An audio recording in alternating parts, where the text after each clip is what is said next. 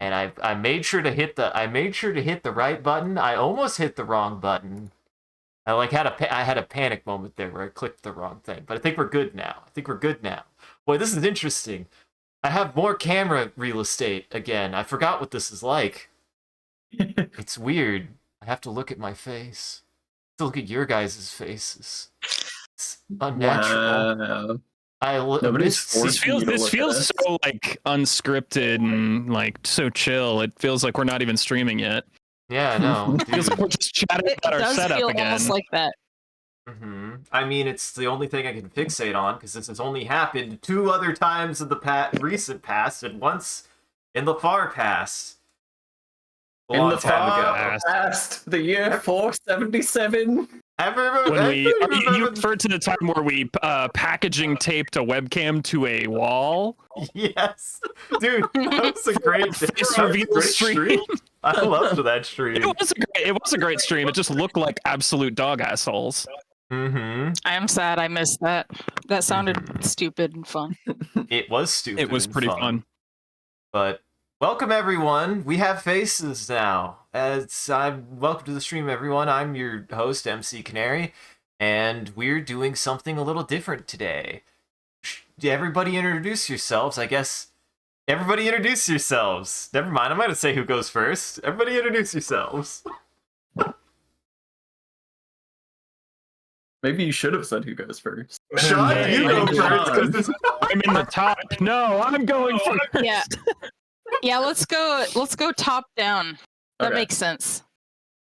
I'm Ari. My pronouns are all of them, and I'm drinking reagent and chasing it with the champagne of beers, so I'm ready to party. I'm Lauren, and my name is on the screen next to my face. Yeah, that would have been a good tip too.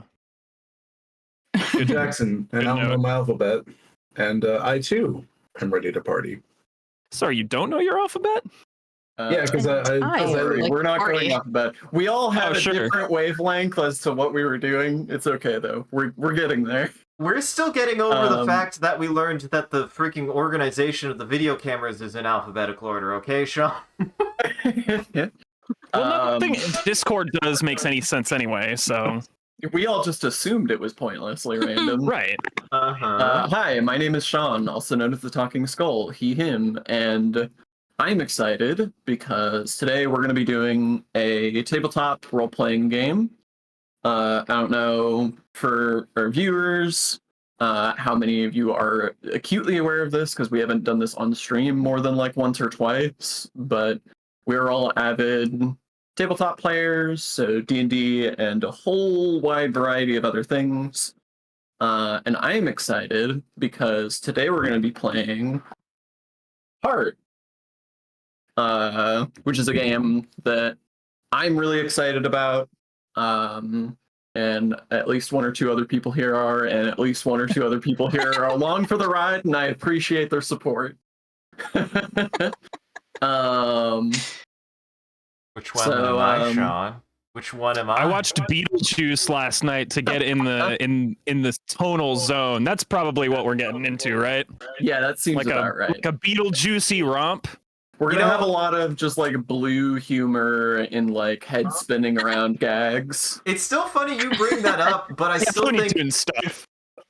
Written in text, there's still a sense of humor even in this game. Some of those trinkets are fucking funny. Oh yeah, That's true. All the best horror has a double-edged blade of humor. But yeah, so this is a game that, as you may have intuited, is a horror game.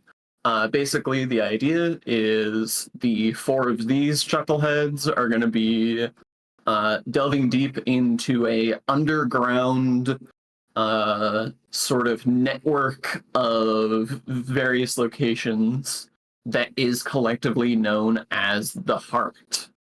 And it's got a little bit of psychological horror, it's got a little bit of body horror, it's got a little bit of just sort of exploring weird and wonderful locations. So, do we Before we get started, do we want to just run through like character names real quick, just so people can put face to name before we start? Yeah, I think we could do that, and then lay down probably any ground rules, unless that's what you meant by that, Sean. So, yeah, Yeah, I mean, I'm we'll down cover the with rules that. as we get to them. So, I guess now if we want to start from top to bottom, that probably would work best, so people can Sure. watch us. So, I'm gonna be playing Raz Gilthonio, a Deadwalker, High Elf, or Elfier with a mysterious secret past. I mean, I'm a Deadwalker. If you know anything about the game Heart, that is just like the mysterious secret past class. Uh-huh. and you have death in the name. Yeah, man. And that makes it cool. Uh-huh. Lauren, you want to go? Yeah, sure. My guy is Anthoface Trader. I'm a drought who worked for some nobles tending beehives, and now bees are inside of me and part of my body, and I have some organs made out of bee stuff, and they make me do stuff sometimes. Bees are inside of me is a wonderful Accurate. phrase. Mm-hmm. I am Uh, bees. I'm also glad that we watched the Candyman remake Oh a yeah. little bit recently, because Fuck yeah. definitely where my brain's at there. Yeah, man. Isaac? Also, Creeper makes a wonderful observation that I think should be thematic. Apparently, our names combined can make an anagram, jails. I noticed that. Yeah, it That's feels funny. fitting. Yeah. But, what did you say your name was, Ari? Raz. R-A-Z. And, oh wait, it probably says it on Roll20, doesn't it? It sure does. Well, actually, I don't know if you can see that. I can't see the other characters. You can see him in Discord, though. Right. Oh yeah. Oh my god, that's a hell of a name, You silly Lauren. Billy. I'm gonna call... Thank you. Hello, Anthony. Tony, what's There going you. on? And Sophie. Well, Anthoface. my name is Luther Boxton. I'm just kind of a mercenary type that came to the heart looking for riches and just any kind of valor or adventure that he can look for. He's a little down on his luck. He has gone on probably a couple of missions at this point, but for the most part, he uses any money that he makes to try to double it at the rat races and has had meager success, so he has to work his job to try to get money. So I like that how is you what he mainly describe being does. a hound as like a day job. Yeah, the rat That is- races. Also, the rat races, that's so cartoonish.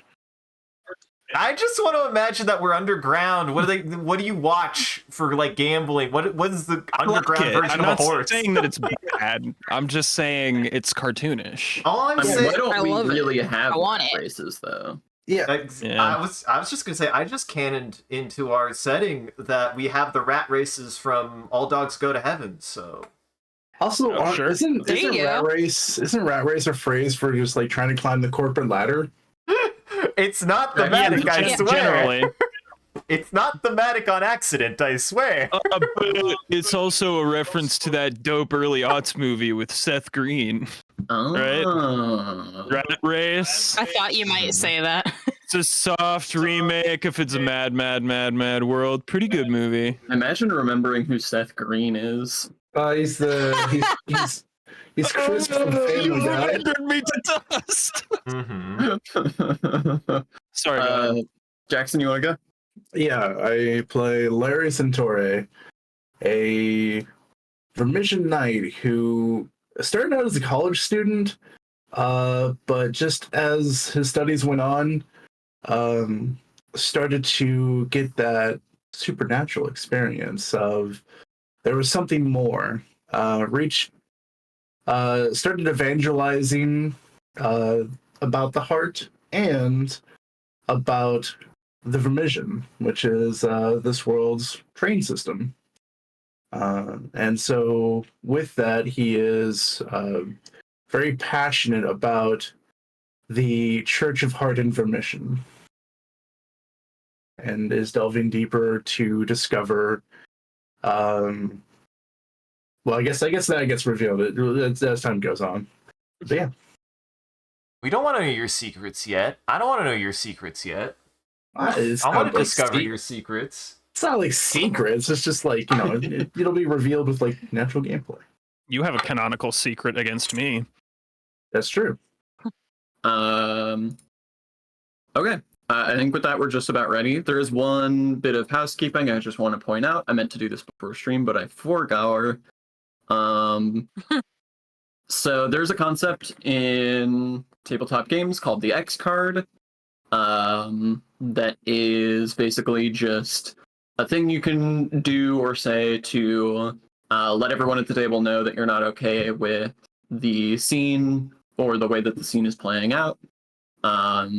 And that we should stop and either, elide over and just sort of move on to the next thing or retool it if we need to.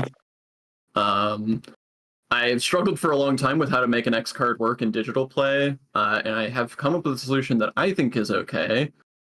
So does anyone know the soundboard feature in Discord? Yes. Yes. So the soundboard is there in the bottom left, and there should be an X card soundboard option there that you can use. It's not the duck. If you use the duck, I won't know what you're doing. Are you sure? Does it just make the Price is Right? The X, X, X. There it is. X. Very good. I wish there's a pop out for it because it covers my face whenever I do it, but you do get to hear quack. If everybody wants to make sure, obviously 2 people at least have found it. But if you want to make sure you know where that is so that you can reach it easily if you need it, then no shame in using it, no judgment. We'll just address it as needed. And with that, I think that we are just about ready to go. I want to address in chat, Creeper, don't worry about not knowing how the game works, because we're going to sort of explain it as we go, because this is our first time. This is my first time running Heart. It's their first time playing it. We're going to be learning as we go too. So you're gonna catch on as we go. It's a learning experience for everyone. And on that note, just to preface, did you also want to mention the chat thing real quick, or did you want to cross that bridge when we get to it? I just wanted to make sure if you had a plan for that. I thought we talked about that before streaming. You were going to put a banner or something. Oh, okay. I'll just... No, I just made this right there. If this pops up, just know, guys, we will be reading chat, but there will be times where we won't be able to respond. That's all. So, just heads up. Yeah. We're paying attention, we promise. And we'll catch up and respond to you all between scenes. Okay. With that, I think we are ready to get started.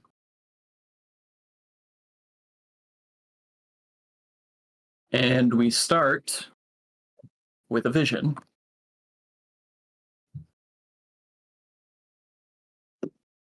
Larry Centauri. How long has the heart been calling to you? At this point, about 2 years. 2 years. Okay. So, yeah. You know what it feels like when you receive a vision from the heart. And this one is unmistakable. You see a figure shifting, whirling, swaying, dancing. It's hard to pinpoint the exact shape or form of this creature. seems to flicker and morph and distort as you watch it. But you can see that blood and skin and muscle tissue all drip from its body as it dances. And it's beautiful.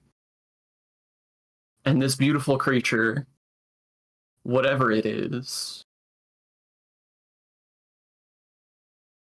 you realize that it is chained.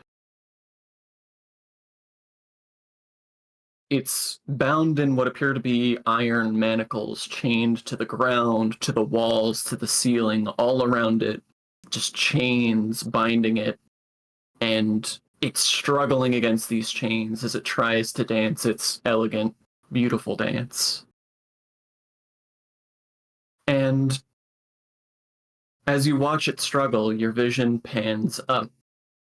You feel as though you're walking up a massive spiral staircase, just looking ever downward on this being as it gets smaller and smaller in your vision.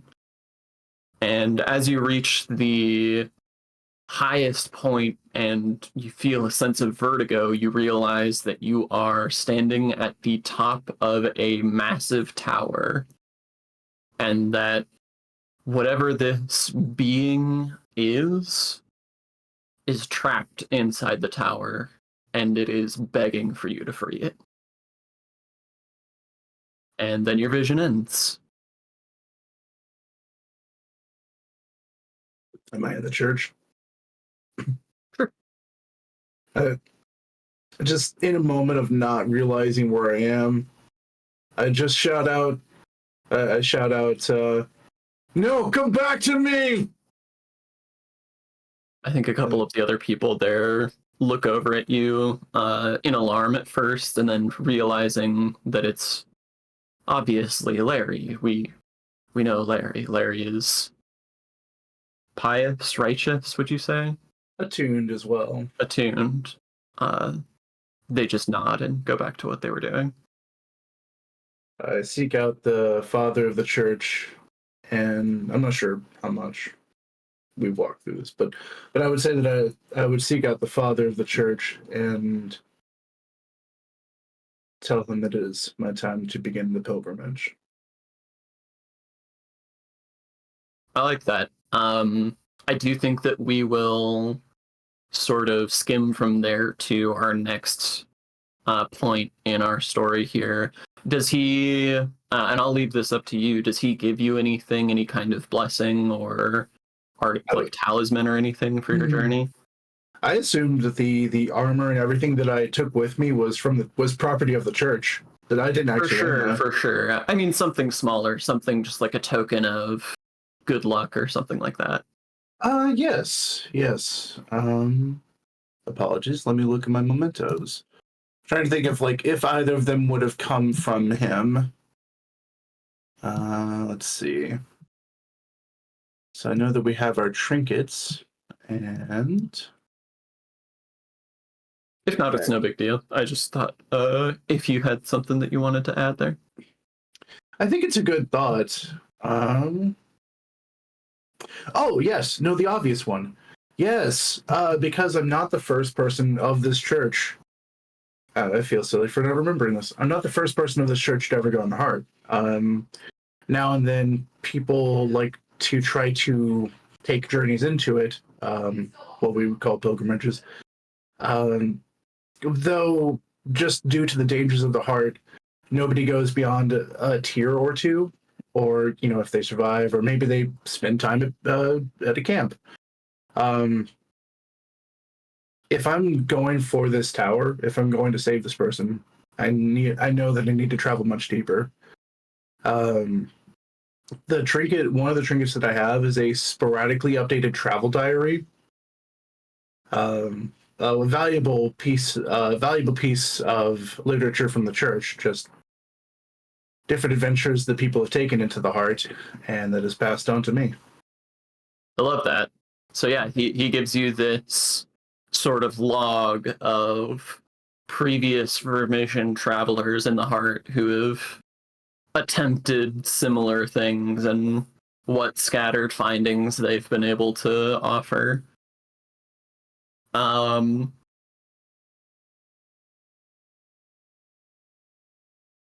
four of you each have your own reasons for entering the heart. And each of you are looking for something very different. But the nature of journeys into the heart is that you don't take them alone. And any journey into the heart requires someone or some way of having support. And so, for various reasons and for against maybe even some personal misgivings, the four of you have banded together to embark on this journey together. Your destination is a place called simply the Tower. And it is supposed to be fairly close by, a fairly safe trip, all things considered, as travels through the heart go. And currently you are all gathered at the bottom of the city above, where there is a massive hole in the ground with a mechanical sort of lift system. It's not like a fancy elevator or anything. It's more like a, pulley system. And you've been waiting here for a few minutes, and a small crowd has gathered around you of just various people who find themselves fascinated at what kind of strange person would willingly enter the heart. There's some aristocrats who are seemingly sightseeing. There's children who are simply fascinated. But no one seems willing to actually get close to you. They all keep a solemn distance and keep silent. And then the lift reaches your level, and a lift operator, who's just this sort of elderly person who's mostly just communicated in grunts and hand gestures, just waves you all on. I just say, finally, about time. I hate this part the most. I don't like this being a spectacle. Is this your guys' first time in the heart, or what? I was born in the heart. I shoot you like a sideways glance. Just kind of like, huh. I'm also a high elf, so Yeah, a highly unusual thing to say. yeah. Uh-huh. I just say, well, you won't be needing this then, and I've been this whole time, I've just had a piece of paper in my hands that I've been closely examining. I'm trying to get an idea of where to go, or where we're going. It's a map that I got. It's definitely an accurate map. I definitely know where we're going. Can I check the map? Can I check the map to see how accurate it is? Sure. I'll let people freely look at it, yeah. Is it like detailed or? Do you? I want the spectacle of the roll, but do you want to know what it actually is? Sure. What its description is? Yeah. It's an inaccurate map of the heart you bought off of some guy in Delarictrus. Awesome. Go ahead and roll a discern plus Warren check. Okay. Raz. So the way rolls work in Heart is it is a dice pool system. So every roll. Yep. You said Warren, discern Warren plus what? Just discern and Warren. Okay. Unless you have like a knack or something to add to it. No. So every roll is you're gonna roll a d10. You're going to add another d10 if you have the relevant skill, in this case, discern. You're going to add another d10 if you have the relevant domain, which is sort of just like an area of knowledge. In this case, Warren. So like twisting tunnels and that kind of thing. And you're going to take the highest result. In this case, I fail big time. Yeah, in this case, the highest result was a 3. So the map looks honestly surprisingly good, and that's kind of shocking because, like, the heart is not known for being readable, and this map is particularly winding and full of all kinds of various overlapping and interconnecting pathways that at first seem like they would be really hard to follow. Like, it's as though there's 3 or 4 vertical layers just sort of flattened out into one. Mm-hmm. But you look at it for a few seconds and think, yeah, honestly, actually, I think I could follow that. I noticed that Yeah, you're like that looks- reading them. Yeah, I noticed that you reading the looks, map, and I say, "You recognize any of this?" Yeah, think this I've looks only- all about right to me. I like point at the top because I'm gonna say my character assumes the top is the top. I'm gonna say I think I've been as far as like maybe a little below here, and it's like I've gone 2 inches down the page. I think we'll be fine. Holy cow, what a first roll. So you take 4 fortune stress. Oh, fuck. So the way that health and stress works in this game, everybody's got 5 basically health tracks that are called resistances. And whenever anything bad happens, they take stress to one of those. In this case, Raz has taken fortune stress, which just means that their luck is wearing thin. And in this case, it's just represented by you feel really confident that you can use this map to get where you're going. Yeah, I grew up here. This looks exactly like my old neighborhood. I can tell I can tell we're gonna get along well. You trust me. I almost kind of want to say I said that. Yeah. I'm glad that a burgeoning trust is forming. I give you a happy handshake. And as you're shaking hands, the lift jolts into action, and you all sort of get a pit in your stomach as it like lurches a little too much and starts going down. And you're just, for a long time, looking at just rock wall as this lift goes down and down and down and down.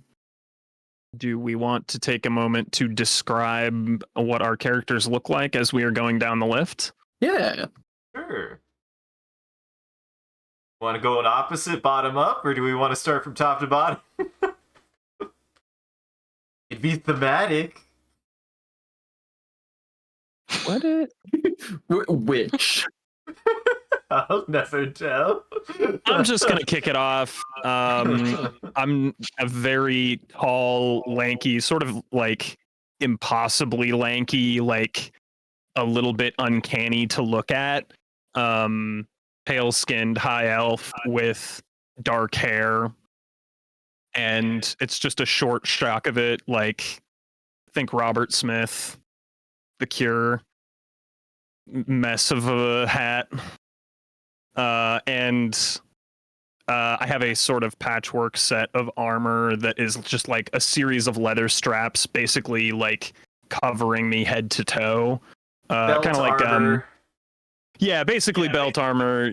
Think like Vash the Stampede's fake arm belt armor, but all over my body, and it's like black with like what looks like ashes kind of like drawn on runes on certain like points of it. So some of it looks like well oiled and shined up, and some of it looks like dusty and like covered in ash. And I carry a kopet, which is, for anybody who's unfamiliar, it's a like Egyptian curved blade, kind of like a scimitar, but a little bit more ornate looking. Yeah, Yeah, I thought it was posting a link to an image of one in chat. a Kopish. Kopish? Kopish.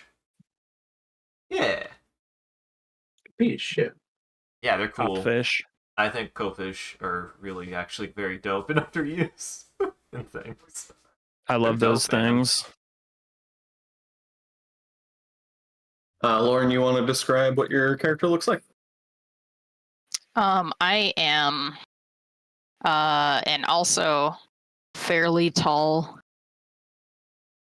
and somewhat lanky individual in beekeeper's garb. So I have the big suit and the gloves and the wide hat with the veil connected to it, so Ooh. a lot of my face is sort of in shadow or obscured somewhat. And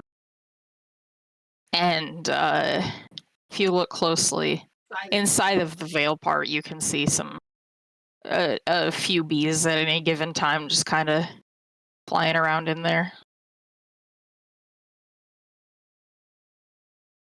Isaac. Well, to round us out, I'll go ahead and say that I'm about I'm about like probably 4 inches shorter than Raz, I'm guessing. So, wait, how tall are I should specify how tall is Raz? That is a wild way of looking at that, but I was thinking like close to 7 feet.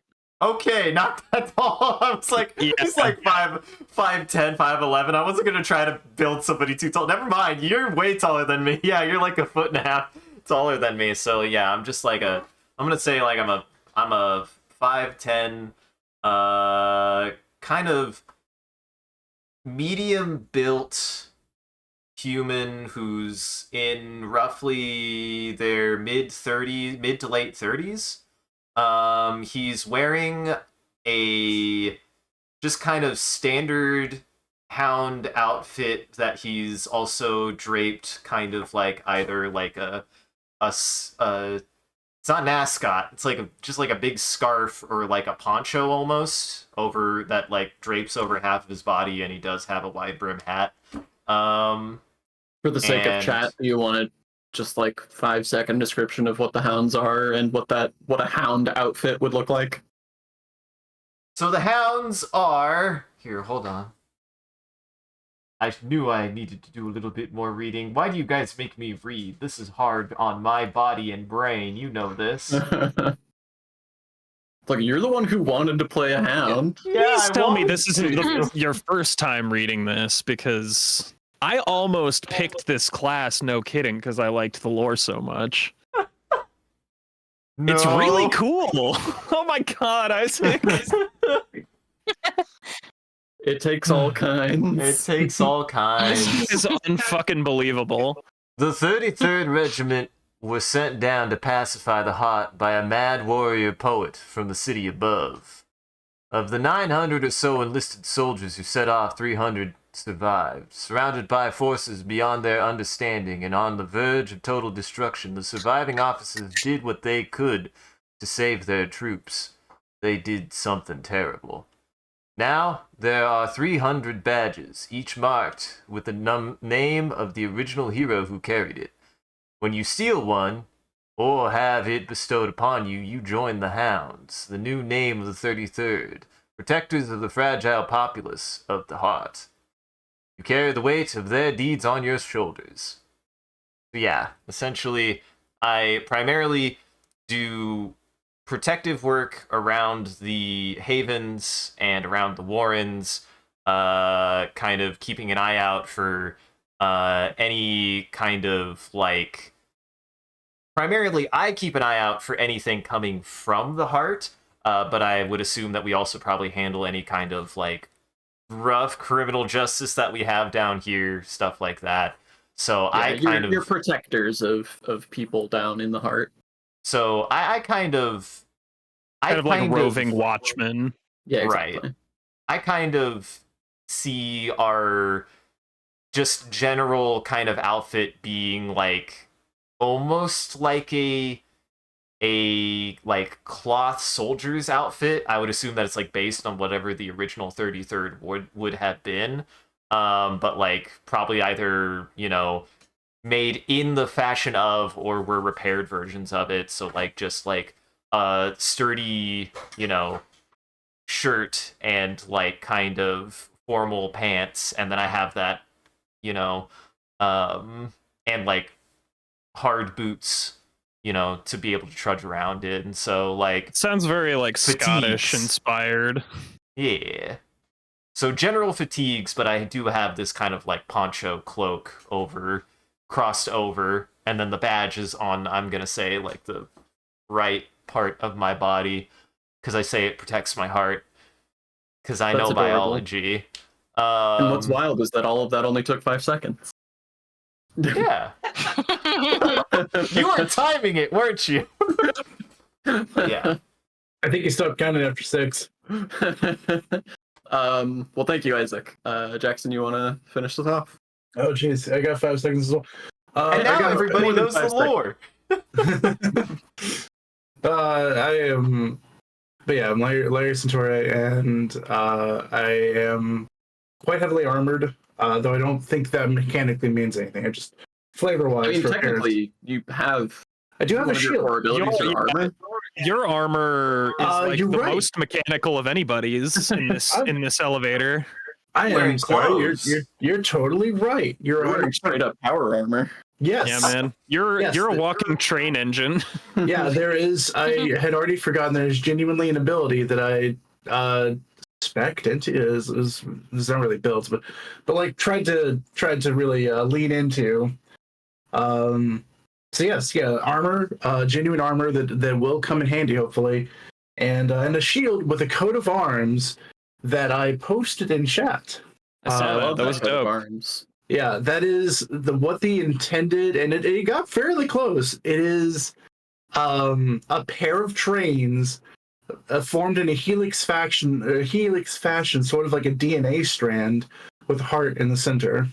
Yeah, That's it's awesome. honestly very cool. I'm like Yeah. almost tempted to make that the cover image for this campaign in Roll20. Yeah, Yeah. that'd be cool. Yeah, it is. Yeah, it turned out I enjoy it quite a bit. So that is my coat of arms for the shield I bear, which is from the church. As far as physicality, I'm just medium height, little slender. My arms are developed because of wielding the shield in practice, but otherwise I'm actually a fairly slender build. Got a lean muscle kind of look. Mm-hmm. I'd say Okay. based on this, I am the short character. How'd this happen? I mean, it sounds You like said you were Jackson gonna is the be- short one. Yeah. Short at medium height. Yeah. I forget Okay. 5'10" is tall. 5'10" is tall. It's surrounded by Pretty giants. tall. Yeah, I'm sorry to inform you, Ari, but you don't qualify as tall. You qualify as holy shit. What the fuck? Yeah, I just Yeah. mark Nephilim on the government census form. Yeah, and that's your character and in real life. Yes. Yeah. Yeah, basically, if you wanted to be part of this friend group, you had to start at 6 foot. How dare you? I'm 5'11". Yeah, exactly. Which is what Yeah, Isaac that's feels why you're short. always on my shit list, punk. And I'm 5'3", so you can only imagine what our relationship is like. Oh yeah, I'm Like that straight up picture of abusive. Shaq and Shaq's girlfriend. Yeah. Oh yeah. Yeah, that's why Isaac at 5'11" feels like a short person. Anywho, yeah, if you ever wondered why Isaac has short person energy, it's because everyone else in this friend group is so tall.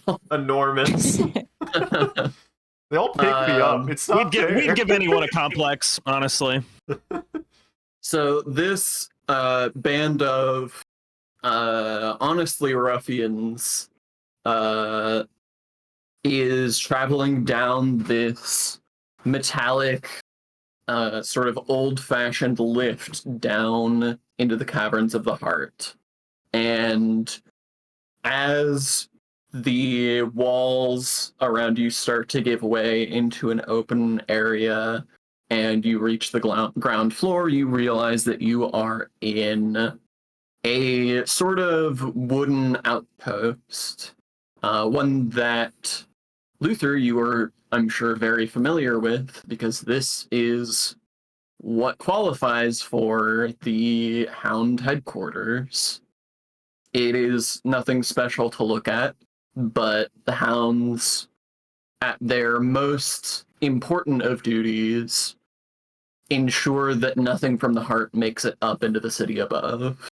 And so they make their headquarters here in what I'm envisioning as basically just, those like wooden sort of outpost walls that are just sort of big spikes into the ground. Yeah. The Pilgrim Special. Yes, Mhm. yes. I'm imagining that, and then sort of a gate airlock type of system, like the one in Day of the Dead, where in order for anyone to get in or out, they have to be let into one door and then out of the other. And all around the inside are scattered tables and chairs and cots and bunks and equipment. There's all kinds of weapons leaning against various walls and tables. And all covering the inside walls of this sort of barricade are just dozens or even hundreds of paintings, drawings, religious symbology, talismans, just all kinds of various stuff just pinned up on this outpost wall. And Isaac, did you have? I have in mind an idea for the sort of captain of the Hounds. If you don't have one, but if you have an idea of what you want the captain of the Hounds to be, we can go with that too. I have no idea. If you have one established, go for it, bud. Okay. So as y'all step off the lift, you see a slender figure slowly rise up from a chair nearby. They are wire thin and dressed head to toe in armor, the same sort of, cloth leather armor that all of the Hounds wear. And their movements are slow and sluggish. And over their head, they have a helmet that hangs so far over their forehead that it casts their entire face in shadow. And between how limply their equipment hangs off of their thin frame and their sluggish movement and this shadowy visage, it almost gives the impression more of a specter than of an actual living, breathing person. And yep. I was just gonna say, when I see them get up, I just go, "Ah, Captain. I didn't think I'd be seeing you here." The captain sort of slushes over to you and says, "Boxton, you about to head out?" Sure am, sir. Where are you headed? I look back at the group and I just say, into another delve. Got a couple folks who want to be making their way to the heart. Thought I'd tag along, show them at least a part of the way. Doing my job. Quick question. Yeah. If the captain is nearby, does it feel like around them the veil of between death and life is closer than it might normally be? Go ahead and make a discern plus desolate roll. Okay. You getting wibblies, huh? This is just my captain. I'm just checking if I get wibblies. This is how we interact. Like, I've never even thought of this, so it doesn't even bother me. It doesn't even faze me. This seems normal to everyone else. Honestly. You get used to him. He's actually really a nice guy. He never smiles though. Yeah, that's just Steven. That's a success. Here's what I will say. Things in the heart can be strange and forms can be twisted, and as you take in the totality of this Hound Captain, you feel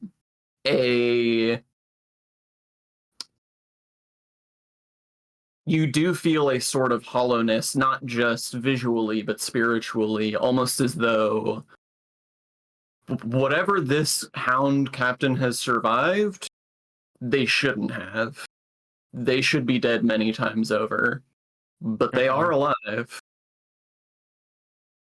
Well, then, if anyone's paying especially close attention to Raz, you could almost swear that there's like a misty, like weapon just hanging in the air nearby.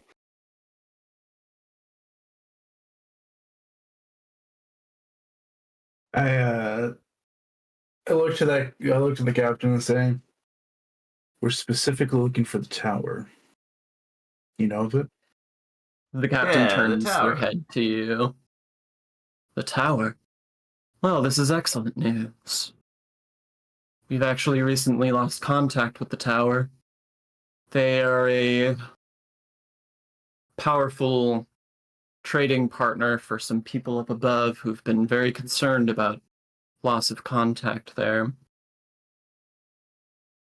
If you don't mind doing us a favor, and she turns back to Luther, there used to be a connection between here and the tower, a strand of old mining lights that led the way safely from here to there. Recently, it seems that, for whatever reason, that connection is no longer complete. If you wouldn't mind looking into that and restoring it, it would be very helpful. Certainly. Does it come with anything extra, or is that a part of the package?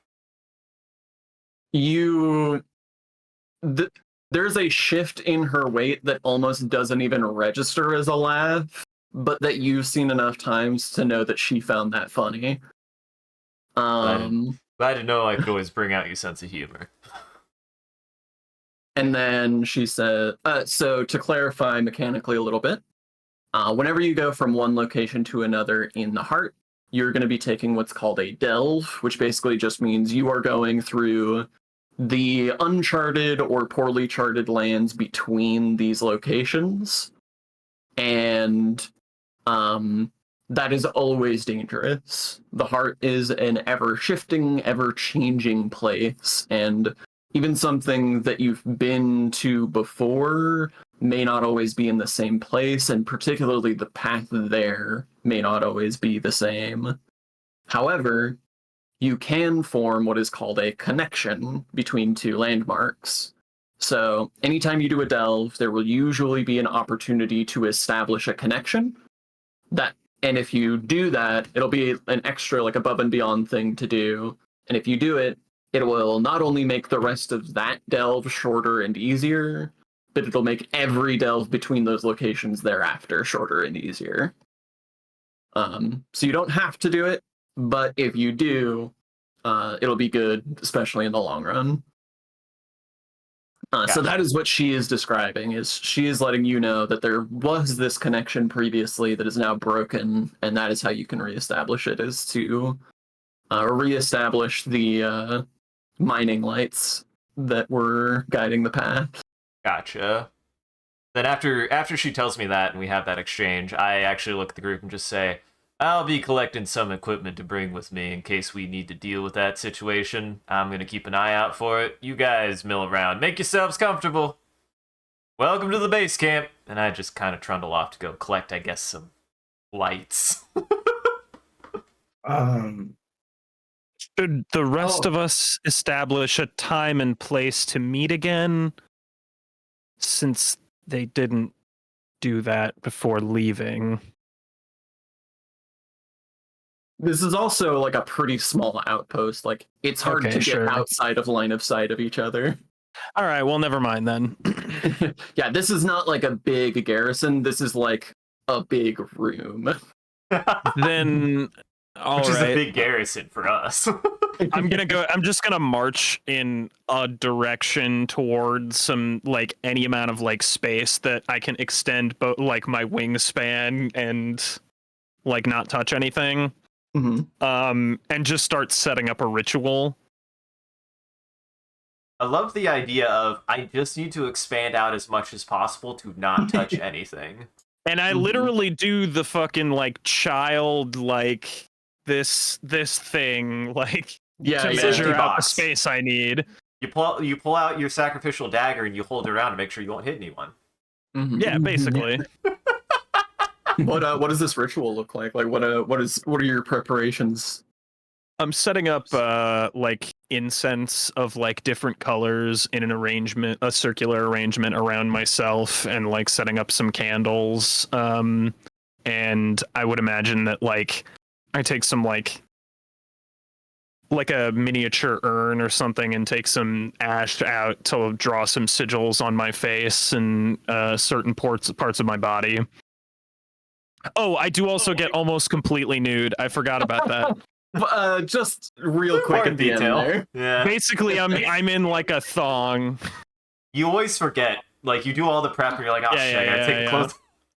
Yeah, I think you get a wolf whistle from one of the hounds, who then just gets like socked in the arm by another one. I just give a like 2-finger salute.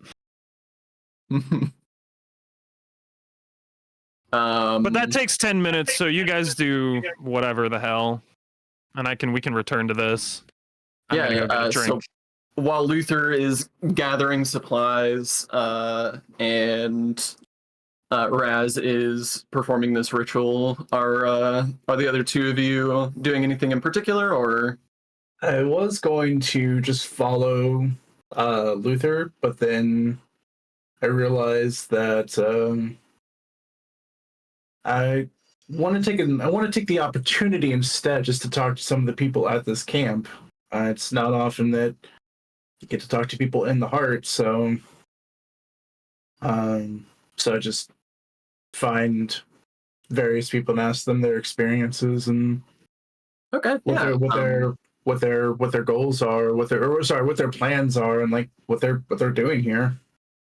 I think there's a couple of hounds just like playing cards on a table who are pretty receptive to you joining, just to like have a conversation. And one of them is like, plans. Our plan is to stay alive another year. That's best we can hope. Has it been a year? And the other one says, I don't know. I lost track a couple of pulses ago, but let's say it's been a year for morale's sake, yeah? And the other one says, yeah, I like that. It's been a year, and maybe we can survive another. Let's see. We're stationed down here full time. Unless we need to be sent off for, patrol somewhere or rescue some poor, helpless, defenseless noble or some other such nonsense. But ideally, the longer we can spend behind these walls, the happier I am. Understandable. Enjoy your game. You sure you don't want to be dealt in? Yeah, I do. Let's do it. Nice. And he deals you in. They're not gambling for anything. They're just like straight up playing cards. Nice. Yeah, what's up? No, nothing. Don't worry about me. Don't worry about what I just said. Why? No, it wasn't. Also, as an aside, I do love Ari and Lauren's setup. I did not realize until the walls literally came crashing down, and I realized that you guys were like 4 feet from each other. Uh-huh. It just works. We're making the most of a little space we got. It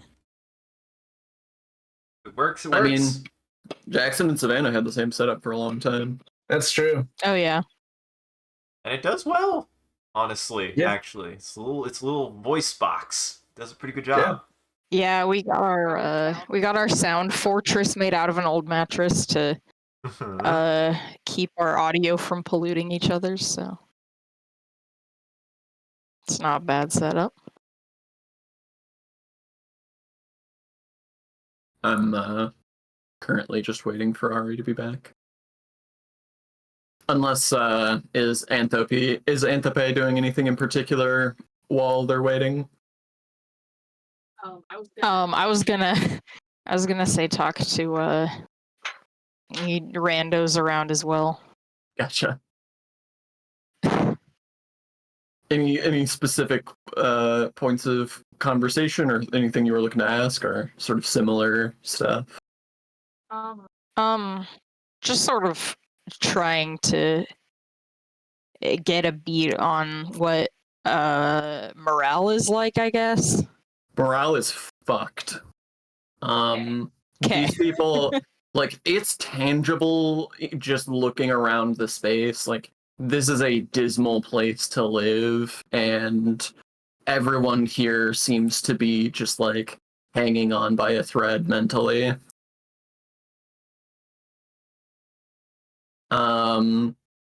And I think I'll also say, like, since you're sort of specifically taking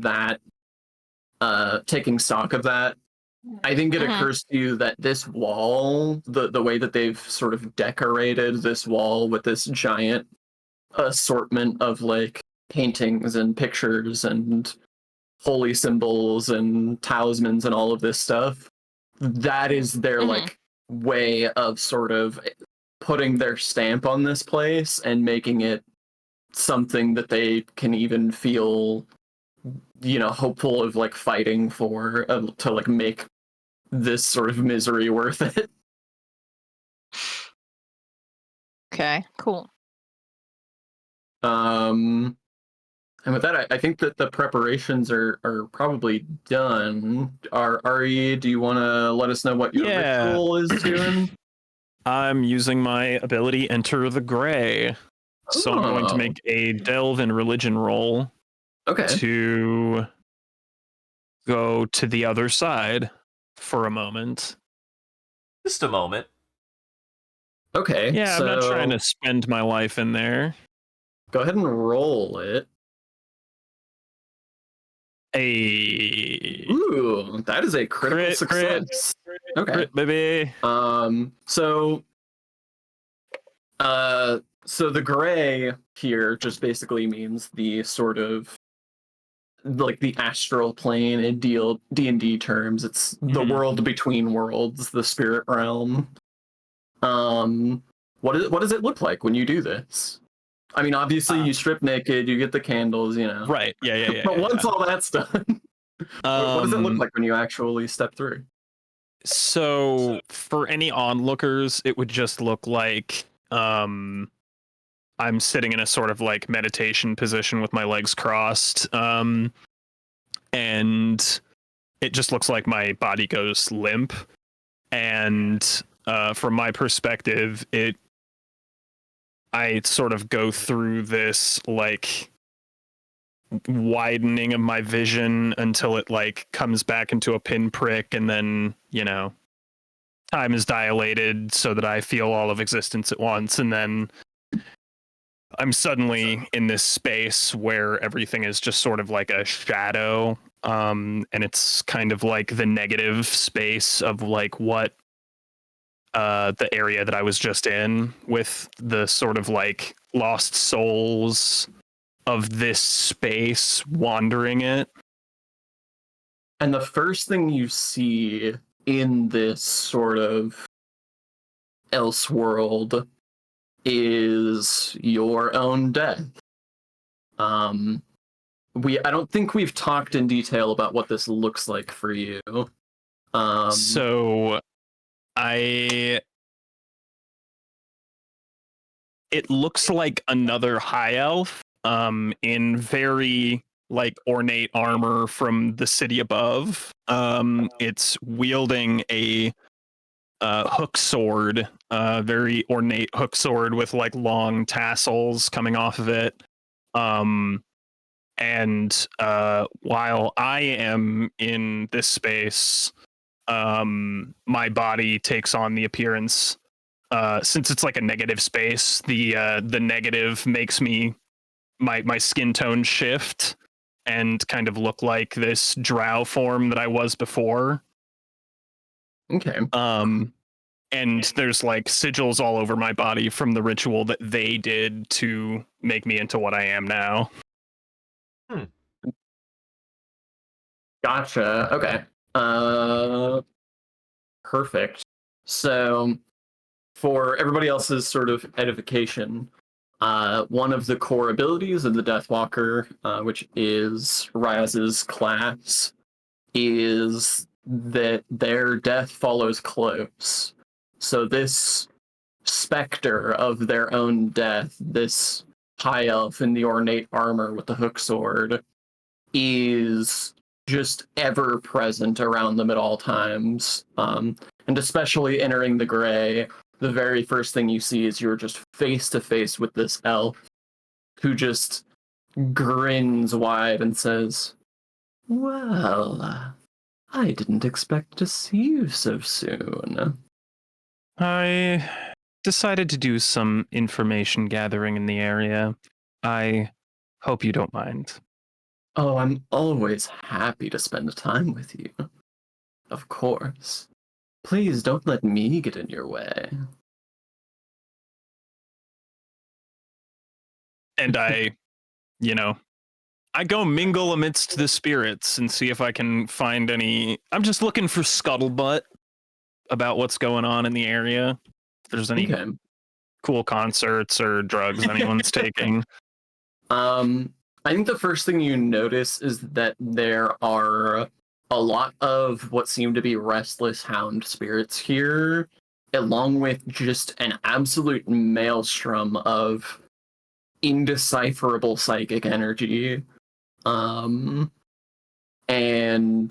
all of these sort of hound spirits are just, in much the same way that the captain was, just trudging along as though they can't even move their limbs, just holding on to swords or guns or whatever weapons they may have, but just limp at their sides.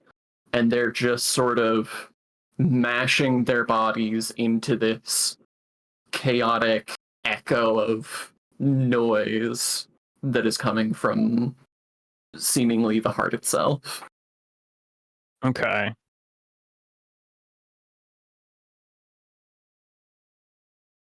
Are these hound spirits even like speaking, or are they just like silent? They are currently silent. Okay.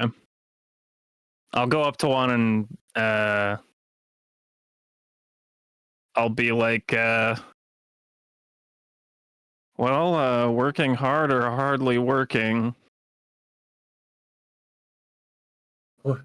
Where? Oh boy. That was a joke Do you because we're hear it? dead. Do you hear it? Do you mean the heart? Yes. I always hear it. And this figure has seemingly a moment of lucidity as it looks back over the sort of shadowy shapes of the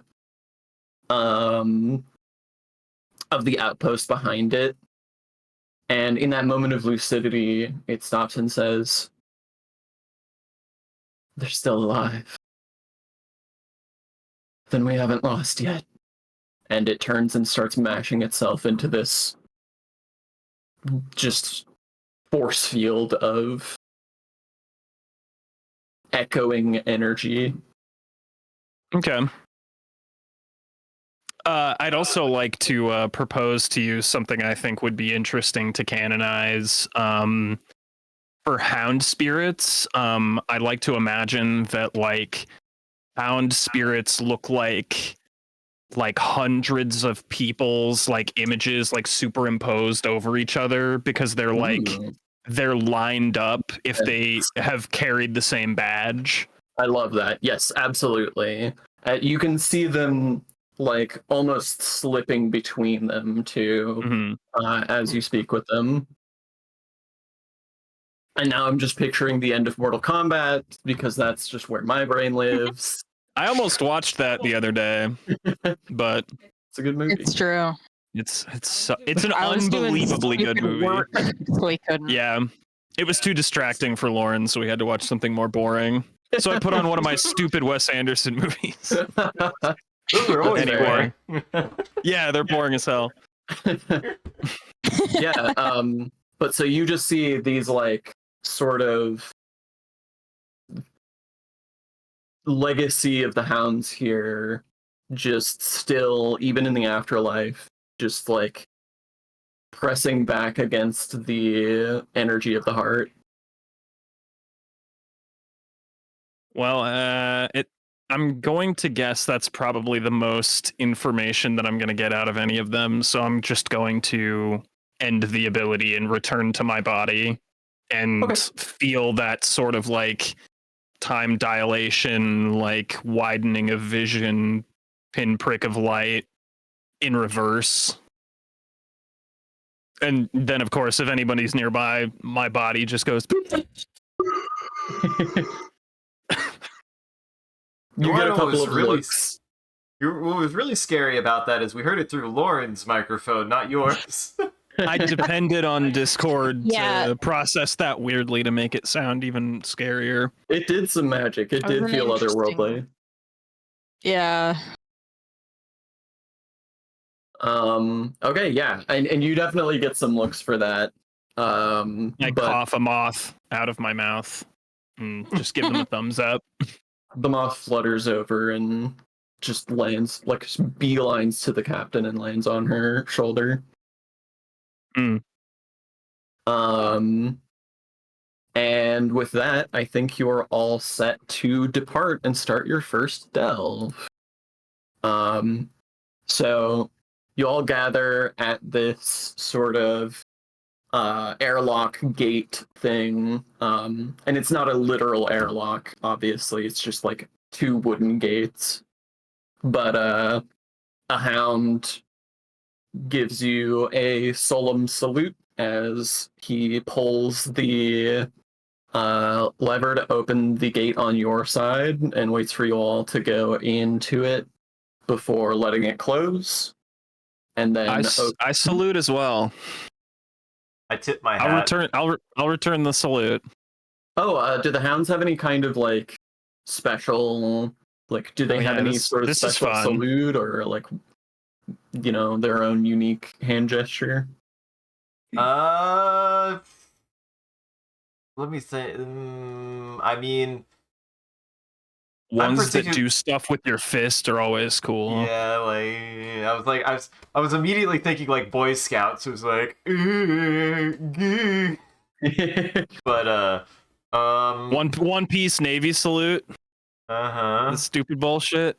I'm gonna say that we actually, when we salute, we hold our arm like this. Okay, yeah. Or probably he with gives our you a Yeah. very covering the heart again. Cool. He gives you a like very stiff salute and lets you all into one side of the gate before letting it close and then opening the other. And the first thing that you see when you walk out is a just like pile of various kinds of bodies all along the outside of this outpost wall. There are gouges and scratch marks and what seem like burn marks all over the outside of this outpost wall, and this just like waste of various corpses outside seem to be presumably one of the things that the hounds are tasked with keeping at bay. And you all start your way along your delve. So the way that delves work is every delve has a set amount of resistance. That is basically how much progress you need to make before you will have completed the delve and reached your destination. In this case, we're going to say that the resistance is 8. So you're going to have to score 8 stress on the delve to be able to complete it. And this is obviously going to be for the route from this outpost to the tower. And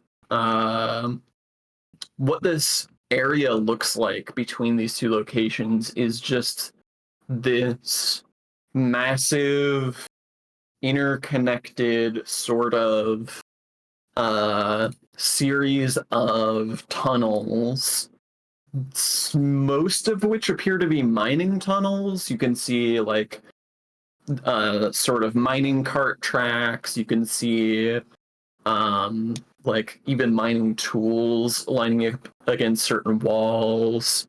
But then there's others that just seem to be nothing. Like some of them just sort of appear and then like get gradually too tight to pass through and then just seem to solidify into nothing in a way that's very unnatural. It doesn't seem like no one would have built them this way, so it's sort of unclear why they're here.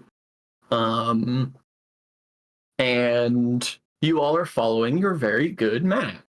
Yes, And- I continue to inform everyone that Luther knows where he's going, and we can trust that he takes point, and everything's going to be fine. And while I have a you're, lot like, of respect for the hounds, and I had a really meaningful exchange with the spirit of one. I'm open with all this information. While you say this, I'm like, you see me multiple times, like looking at the map, turning the map over again, turning it Give 90 you an degrees. encouraging thumbs up. Every time that you make eye contact with me as you're doing this, I'm just like, I give you one back. So for this first step, I'm gonna say just to sort of get on the right foot with this map, it's going to be a Delve Warren roll. And because we are so trusting of the map, this is going to be a risky difficulty. So the way the difficulty works, a roll can either be standard difficulty or risky or dire. The rolls will always default to standard, so if I don't say in advance, then it's a standard roll. In this case, it's risky because this is obviously not a good map. You don't really have a good idea of where you're going or how to get there right now. So the way a risky roll works, you're going to roll your dice, but you're going to get rid of the highest die you get and then take the second highest instead. And I'm This guessing is going to be a Delve plus Warren roll. I was gonna say, and I'm guessing I'm rolling this since I'm taking lead. well, Unless somebody Okay. else wants to sort of take that I was mantle. just gonna ask if anybody had Delve and Warren. I only have Delve. I only have. Wait, did you say Warren or Desolate? Warren. Warren. Oh, I have neither of those. Never mind.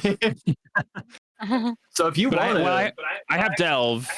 If nobody else has Delve and Warren, I can take the roll. yeah, and you're the one who's like looked at the map too as well, Yeah. in addition to Luther. Yeah, so it's like you're basically you and I are doing that like two hapless dads on a road trip thing where we're just like, oh yeah, this looks good. This looks right. We're going this is the way. fork. This is the fork. Yeah. Hey, everybody ready for a convoy? So here's what you can do then.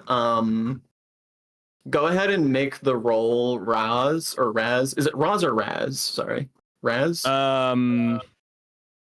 Ross. Oh boy. I've been thinking of it as Raz, but I kind of liked how it sounded when it came out of your mouth as Raz. Raz is a good name. Yeah, I'll go with Raz. Okay. So Raz can make the roll, and I'm gonna double check this real quick. I promise I won't take too long checking rules, but I want to make sure that I Yeah, go for it. understood this Isaac, part. I'm changing my name to include an H to make that pronunciation more clear. Okay. R-A-H-Z. Raz. You could also go with Razh. That's true. Raz. Forget what Looks more your like Raj race is. to me if it's H at the end. Fair. Yeah. Rash. But because you're helping, because Luther is helping, you can get an extra die on this roll, Roz. Oh, cool. All right. So Was that's. So do I just add technically mastery? plus? I'm rolling on the sheet. So do I just add a +1? Let To that- me double check how the I sheet don't know does if that. +1 is numerical or if it's a number of You've die. got Oh yeah, two it would have to be drop-downs. +1. It would have to be Okay. +1 die because there isn't like bonuses in this game. Right. Yeah. If it doesn't work, I'll be very confused. Yes, that rolled 3 dice, and that's 2 2s and a 7, baby. Great, we got Okay. a 2. I do take stress though. Okay, and that you gotcha. So you can in the future mark that roll as risky right on the sheet if you want. Oh shit! Yes. My apologies. Never mind. okay. It's a 2. Yeah, I That's a told big- you. That's a big fail. Yeah. Yes, it is a big fail. Man, Oh, that 7 was boy. so nice. I was really hoping you'd roll like another one of those. Well, you know. Or like something higher. What do I look like? An incarnadine? I don't. Wait. Hold on. Let me just check one thing. I have this one weird ability that physicians hate. The doctors hate, yeah. Yeah, Nope, I don't never think- mind. This I have to activate before I roll, Ah, which great. is what I should have done. I mean, we're still learning here. What's the Yes. ability? The ability is unorthodox methods. I get that from my enlightenment calling. Ooh, okay. So once per session before I roll my die to resolve an action, instead state that my result is a 6. I succeed but take stress. Gotcha. Okay. I will let you have this once since, like I said, we're still learning. So Thanks, Papa. but never again. Uh-huh. All right. I'll be real good next time. Okay, so yeah, you get a mixed success. So you are gonna take stress here. Let me see. Let me think what I want to make this. More fortune stress. Already have fortune fallout. I mean, it's likely you're gonna get fallout here just because that first you got maximum stress on that first failure. Yep. Mhm. Let me think for a moment. It's fine. That means I'll level Luther- up if I'm lucky. Luther, you brought some light bulbs along, right, to work on that connection? Yeah, I want to imagine, so, like, I imagine, like, because it's just, like, minor lights, right? So, like, I just have taken, like, a length of rope with me just in case for it or for whatever else we need. Like, I'm going to say I grab, like, 30 feet of, like, just, you know, hempen rope or whatever, and then just, like, tied onto it are, like, bulbs and maybe the bulb connectors if they need to replace those too, just, like, bulbs, floating mine lanterns. So, like, that's just, like, there's, like, 4 of them across my chest. Okay. Maybe one on my back. I'll say you are following this map, and the more and more you follow this map, the more you get the sense of, like, just feeling your way through, like, whether the map is helping or not, it's hard to tell, but some way or another, you seem to be making progress. However, you do find yourselves squeezing through a slightly too tight area, and as you all are traveling through this, like, slight squeeze, Luther, you just hear one pop. I just ah! And that's one supply stress for Roz. So stress doesn't have any direct mechanical implications yet until you fail your fallout roll. So anytime you get stress, I'm gonna roll for your fallout. And in this case, you passed. But the more stress you get, the harder that fallout roll is gonna get. So currently you're at 5 total stress, Roz. Also, I think you're the only one who's rolled. No, Isaac's rolled something, right? No. Oh, okay. I thought about rolling, and then you were like, "Well, I have this," and I was like, "Okay, you've got it." Yeah, well, I wouldn't want you to roll naked in this cruel game. Mm-hmm. Roz is And I've been now. dead already. I don't give a shit what happens to me. Plus, I'm just a leaf on the wind, y'all. rolling naked with a risky roll, I think, leads to That's that. danger. That's a bad time. fail? Isn't that It's an not an automatic automatic fail. That is what I like to call a Hail Mary roll. Yes. Which fail? we can. Right. Yeah. I would have to crit. Yep. Oh, speaking of You big crit, football. I forgot you crit on that. I did. I assumed that you were Right. applying that to something narrative in reference to the hounds and the heart. No, I just forgot. Oops. So what I will say is you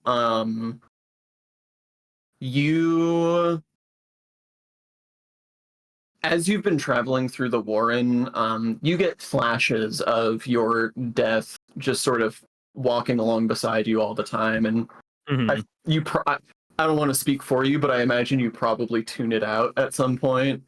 Yeah, I mean, I'm basically always half listening just in case anything, because I'm always keeping an open mind to all sources of information around me, but yeah, there's a certain amount of tuning out that I do.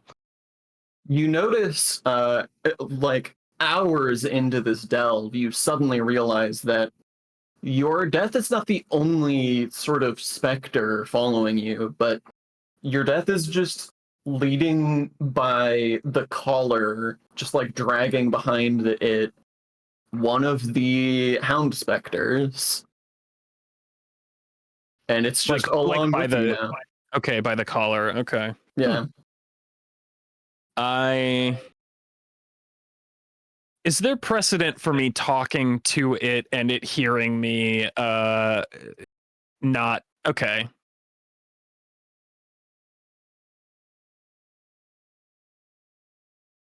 I'll just I look, everyone else will just see me staring at nothing and, saying, what are you doing?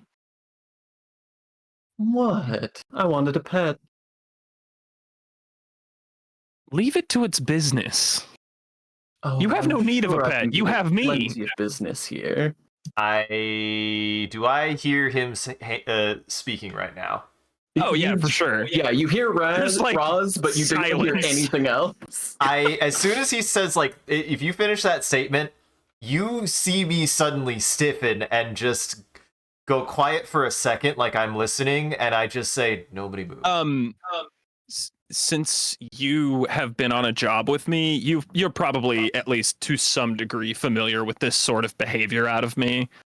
I think that what Isaac is describing is like an almost PTSD level response, though. Yeah, that makes sense. Both that and just something that I'm kind of hyper aware of outside of what you're... Essentially, I have...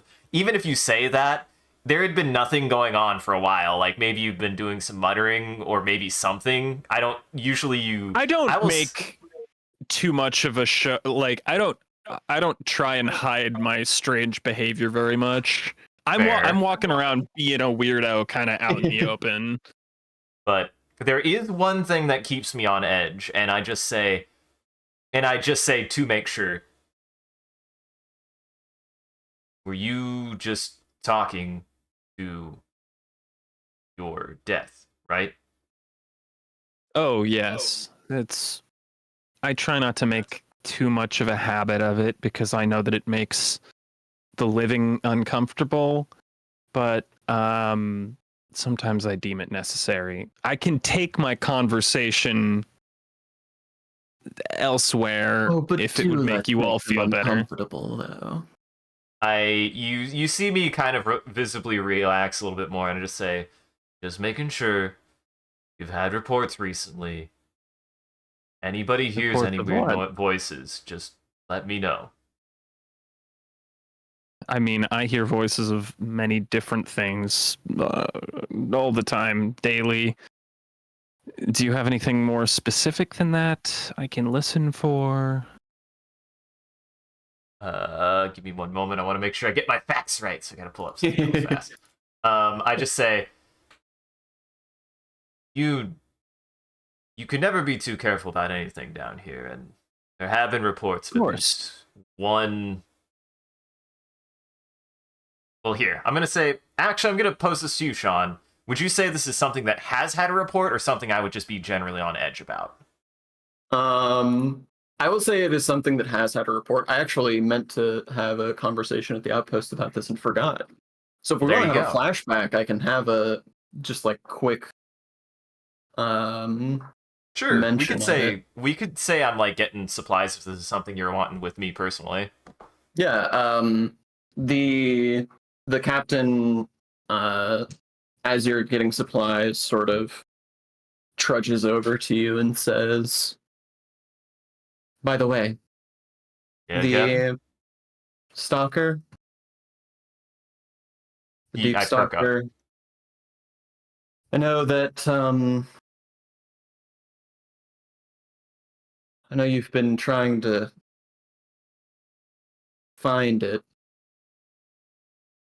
What of it? I hesitate to bring this up because I know you will get yourself in trouble, and I promise you it's not worth it, but you deserve to at least know. We did get a report that there is some kind of someplace deep in the heart called the Metropolis, at least by this lunatic who came by. He said he heard whispers in the darkness while he was there. And in the night, as he was traveling through the Metropolis, his companion was taken. Can't say for sure if it's what you're looking for or not, but it's a lead. Without looking up at the captain, I've like kind of stopped. I was like collecting like the bulbs and everything. I've kind of stopped mid motion. I just say, "Is he still alive?" Yes, but he went up into the city above, and I couldn't guess where he went from there. He seemed. His interaction with that thing was not the only problem he ran into. I need to make this clear for you. From what he described, this metropolis, it's deep, deep in the heart. He didn't come back okay. I'll take that into account. Thank you, Captain. So that is your sort of status update on this creature. Yes, and to kind of flash forward, I just say, "Let me know if you hear anything strange, and let me know if you see anything strange." Particularly anything. If you feel like anything is looking at you, say something immediately. Let me know. I clap my hand on your shoulder and just say, Luther, you've been on a job with me. You know that I'm forthcoming about any sort of strange information that I come across. And I always I appreciate try and that about you, filter out the Raz. stuff that's just sort of spectral energy that I find interesting or disturbing or what have you. There's always just a lot of energy in the air. You would understand if you had died, but you'll get it Not someday. everyone can have that luxury, can they? And I just clasp a hand on Raz's shoulder and just say, "And it's a good thing I'm not dead." Just be aware if you don't know what it is. There's at least one report of a depth stalker out there. Dangerously, Sorry, I if you called know it what they deep are. stalker. What's that? I said yes. Sorry, I called it a deep stalker. You son of a gun! You got my lore wrong. But yeah, I just say it straight out of the name. I was like, I'm keeping an eye out for it just in case. We know it's dangerous down here, and there's been at least one report of one. A light report, but a report to take serious nonetheless. I'll keep you apprised of any information that I receive from this realm or any realms beyond. All right. And I'm gonna keep. Then I pull my map back out and I trudge on. So for your mixed success there on that delve check, you get to roll stress. You don't have any delve gear, do you? Me? It would be Raz or Roz, since Roz was the one who rolled. Gotcha. Yeah, let me check.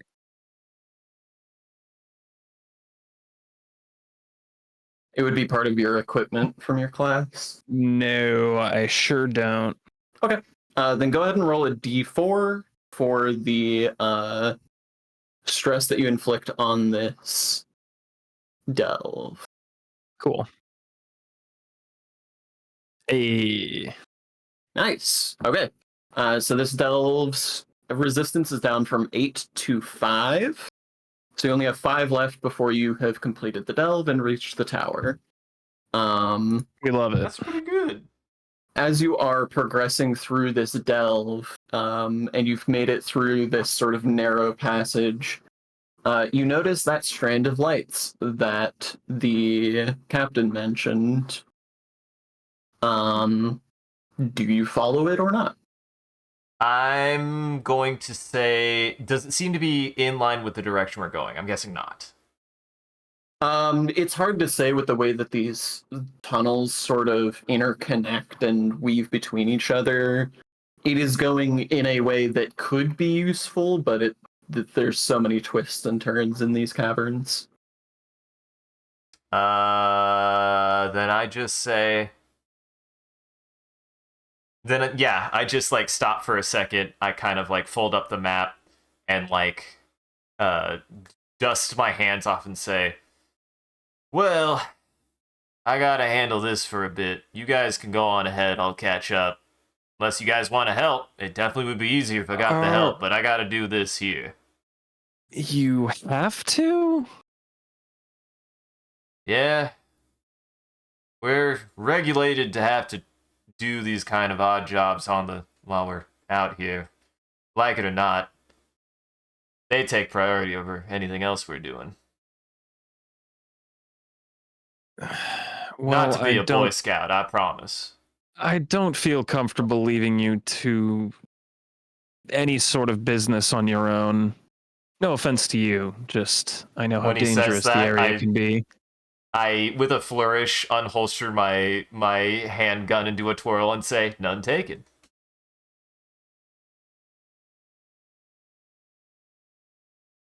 So are you all... Yeah, go ahead. Yeah, I'm just going That to wasn't supposed to pose be a the threat. pose the question to the group. So, should we just divert and help with whatever this is, or what is everyone else feeling? There's merit in staying together. You may have your weapon. I agree. You may have your weapon, but let me be your shield. I like the sound of that. Appreciate it, Larry. See? Besides, it'll only be a slight diversion. I wouldn't expect more than an hour if we're efficient, you know? All right. So you all start following this strand of lights. It does seem to have broken off in many places. Most of the time when it breaks off, you can sort of see in the distance in that same direction where it picks up again, and you can just fill it in. It's not anything fancy. It's literally just like light bulbs, like screwed just directly into the rock ceiling and connected with wire. And you carry on like this for a little while, sort of filling in gaps. When you get to a particularly long stretch where you've reached the end of this segment and you see the tunnel that it leads into, but there's no light down that tunnel. You cannot see where the next light bulb that's actually still lit would be. Are you pressing ahead? Are you stopping and taking stock? Are you what are you doing? Anybody brought a torch? It would make sense, and I was thinking about asking about whether we had all the supplies we needed before we left, but I didn't Yeah, verbalize it. You definitely have some kind of torches or something.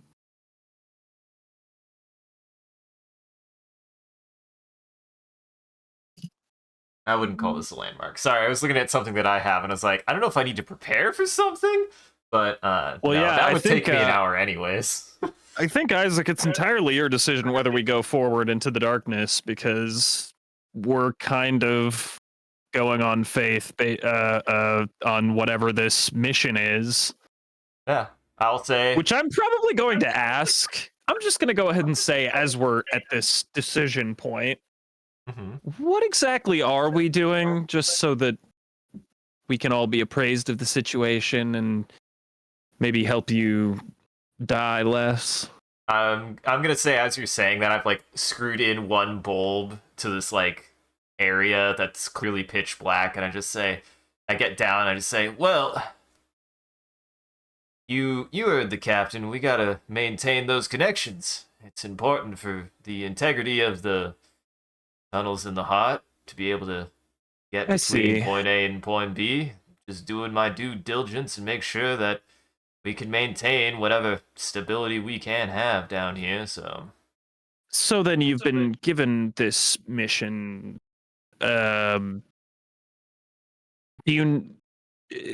Does that mean that you know where we're going and how Nope. far it diverts us? Okay, never mind. You say that, and Don't I'm know, like I getting don't ready. know why I thought I would ask. I get ready to I put don't in know why I another thought bulb, and I just would get a different answer. yeah, I'm getting ready to put in another bulb and something else, and I just go nope. Okay, well, that's fine. But yeah, Okay. I'm gonna keep pressing on. I'm gonna keep pressing on. I want to try to establish that connection. Is Luther sort of taking the front since he's the one putting the lights in, or is somebody else taking charge? I mean, since I made the delve roll, I'll say that I can take point like navigating, and Luther can be like following behind with the bulbs. Okay. I feel like that makes the most sense. I was gonna say, did Larry or Anth I can't say your name. I'm sorry. Anthofe. Everyone Antiphy. else thinks It's it's okay. intuitive. Isaac just has dyslexia. I'm sorry, I can't read. That's been It's clear earlier. I'll put a Antiphy. pronunciation guide somewhere, either my Oh, yeah, there you Discord name go. or my Roll should get 20 name me- or something. You should get me a link to one of those websites you could type something in that could tell you the pronunciations of things. That way I can click it and hear it every single time. Anthopy. Anthopy. Anthofe. Fuck!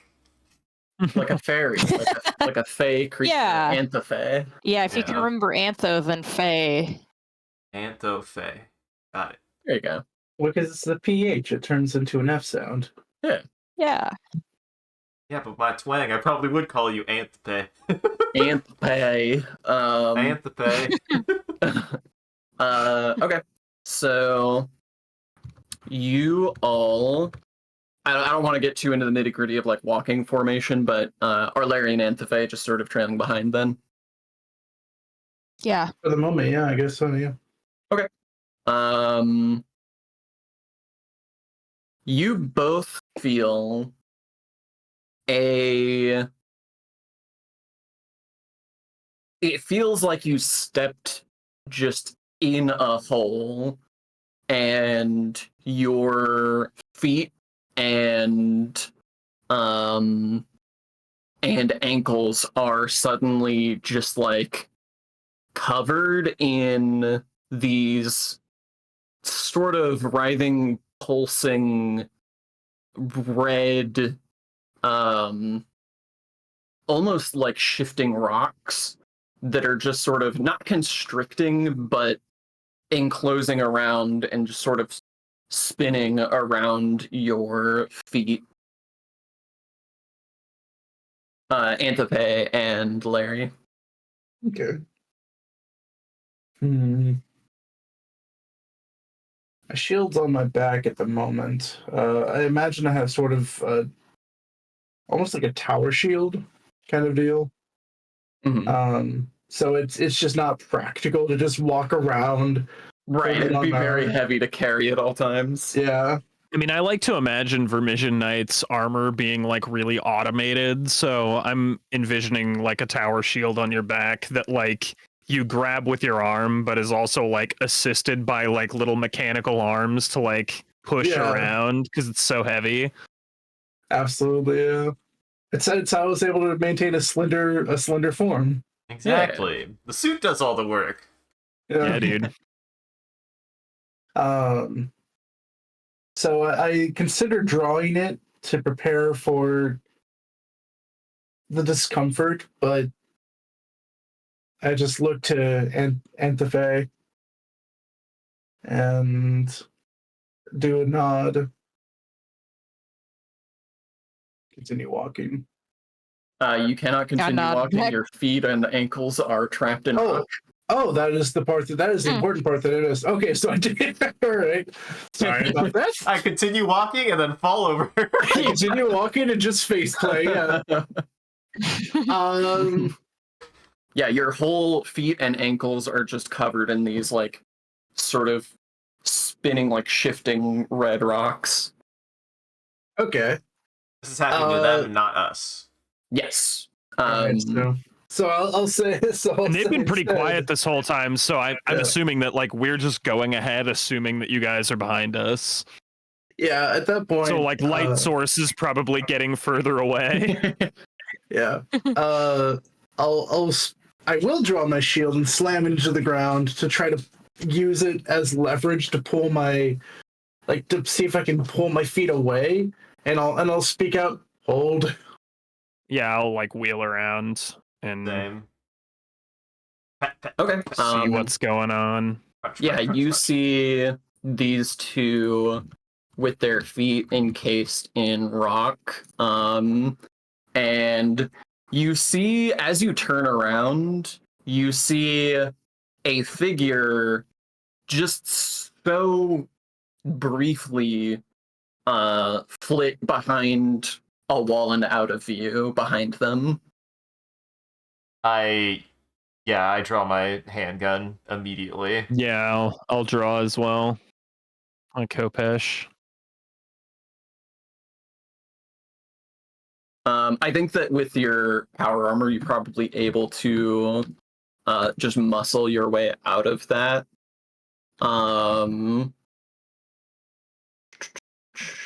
Antiphay, are you doing anything there, or are you sort of holding guard? So they're coming back our way. Yeah. And they're drawing. Okay. Yeah, I'm gonna do my best to draw my weapon. Okay. What is while I'm Antiphay's stuck. weapon? Okay. It's equipment, right? Yes. Because I know Antiphay. tool? I don't know what that means. You have one of those little smoke cans. So I know that there's a smoker. I have a smoker also. I know that you have one of an the smoke ability. cans. You have a core ability called Release the Swarm that can act as a weapon. Yeah. Okay. Oh, yeah, you've also that's got true. so you've got the smoker as well. Yes. So that is also a weapon. It is a. That's an excellent weapon. I hadn't looked at those. Yes. Yeah, dude. What is Hive Tool?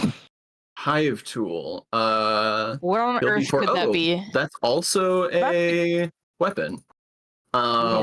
Yeah. It'll be for brutal. Okay.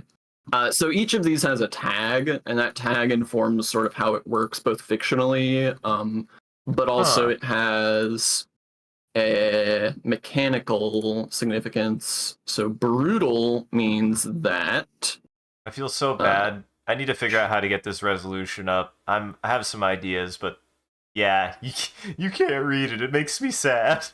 I had a feeling you wouldn't be able to, but oh well. Yeah. So brutal means that when you roll to hurt somebody, you roll twice and pick the highest. Holy cow. That's Um, really good. Wow. So yeah, you roll your damage with advantage when you use the hive tool. Which I Cool. imagine represents like, because the bees, the hive's whole thing is like sort of perfection and symmetry, and so I imagine that it's like reshaping itself on the fly to like perfectly, Mhm. precisely land where it needs to. Mhm. Oh, sure.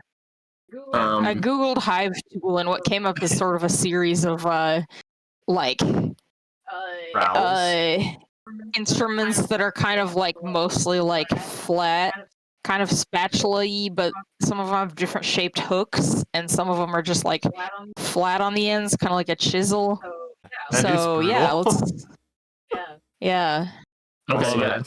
You've Hi, got this Lem. like flat chisel. Uh-huh.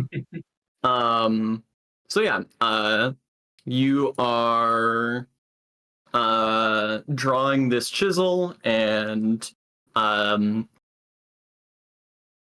as you are all sort of trying to take stock of what's going on, another figure appears for just a split second from behind a nearby wall, and you see it throw an arm out, and just a spray of blood shoots out at I will say Well, as you're deciding, I was gonna say with Antife still stuck in the rocks.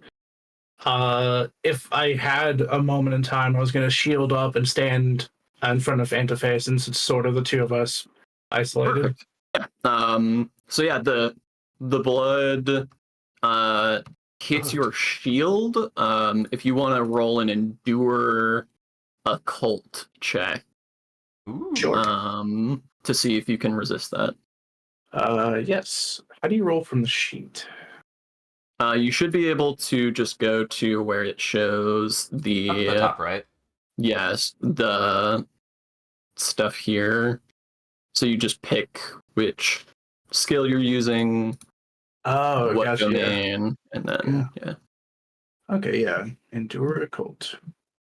And And then yeah, hi Lem. We're playing. So we have been wanting to do some tabletop stuff, and we're playing a game called Heart that Sean found, and it's kind of a horror dungeon dive, Yeah. kinda. So So almost immediately, I wonder if I want to Oh, no. expend did you fuck up? expend like all of my resources. Oh no. So and feel free to tell me how much of this I can do. So in the blood, once per situation, when you take stress to any resistance other than echo, allocate it to echo. Sure. I would like to, as a reaction, also activate, and this is where it gets dicey, also activate etheric field. Once per session, activate this power. You get +3 echo protection until the end of the current situation. Okay. Yeah. You can do that. Cool. So And then there's one more icing on the cake, and this is why I say it's every bit of resource I have. sure. When you activate etheric field, deal damage equal to your echo protection to all adversaries standing nearby. Would you- Interesting. Yeah, I would mean you- you're activating etheric field. I don't see So- why you wouldn't trigger that. So would that actually hit the thing that's throwing blood at us? Yeah, I mean it's close enough to hit you with essentially a thrown weapon. Okay. Um, Let's do exactly that. Okay, so that's +4 total to your echo protection. Do you plus- have echo protection already? I do. I have. Yeah, I have Arcane Rebreathe, which is just a base +2, and then Blood is +1. Etheric Field, when activated, is +3. That's a total of +6 echo protection. Okay. Gnarly. This is Wait a everything. second. Those are just earplugs.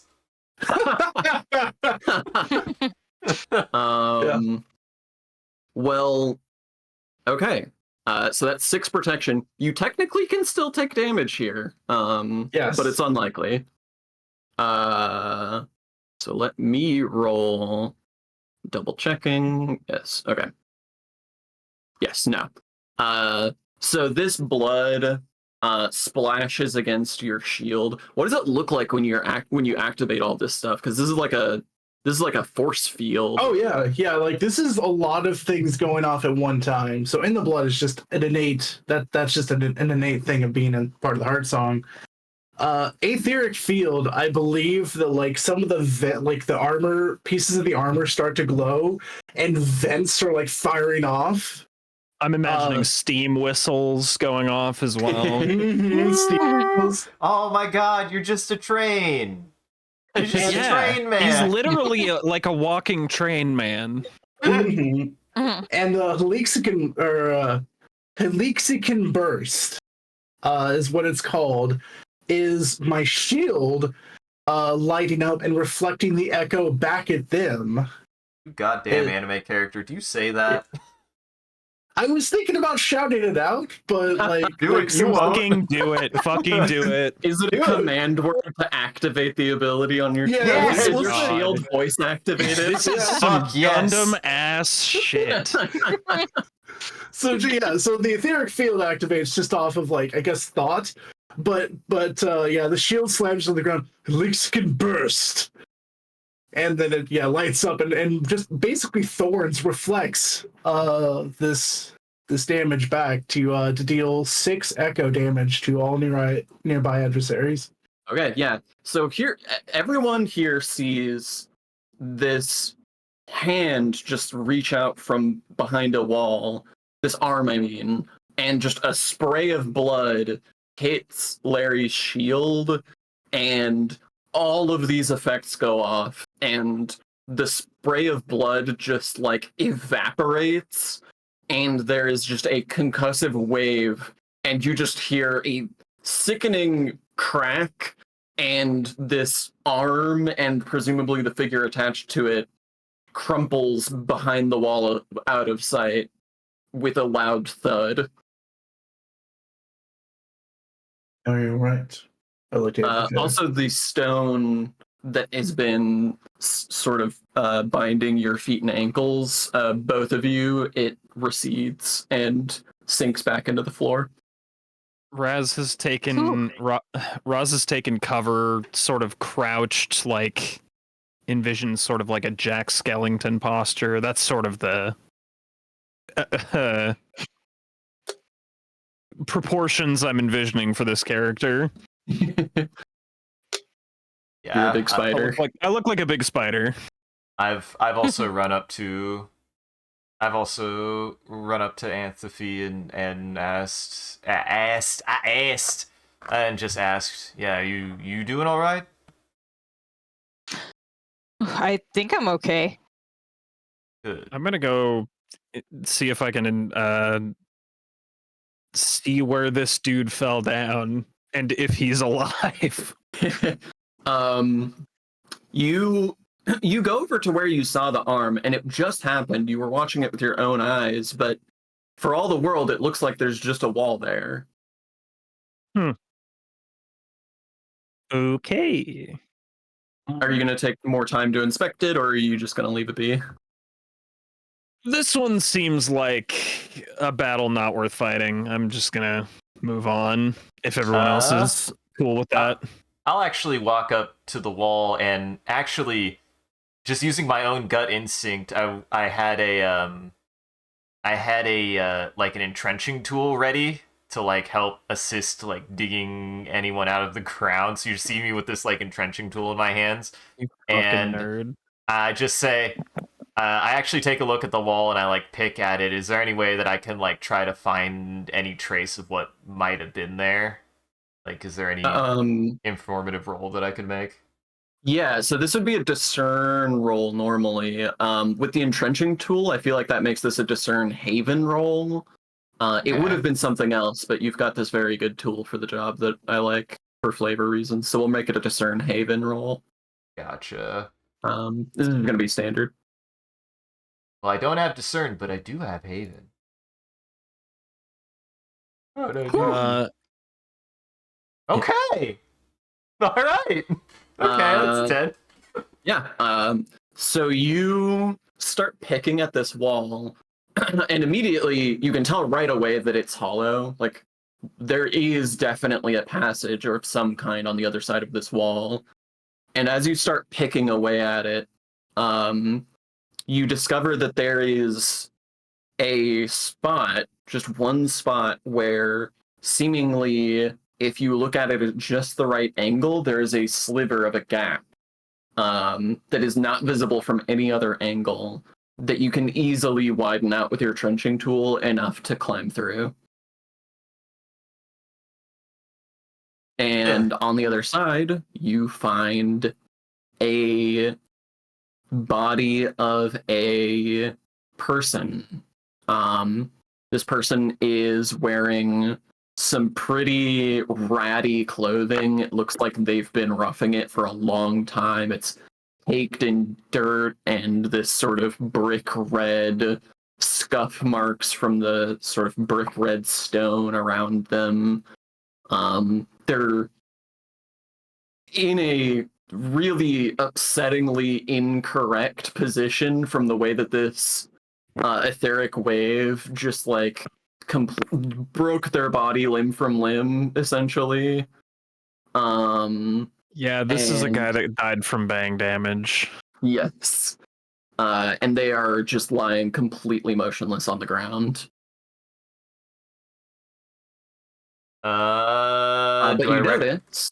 Oh yeah, go ahead. I was just gonna ask. Like, I kind of poke at them with the entrenching tool. Do I recognize who they are or what they are?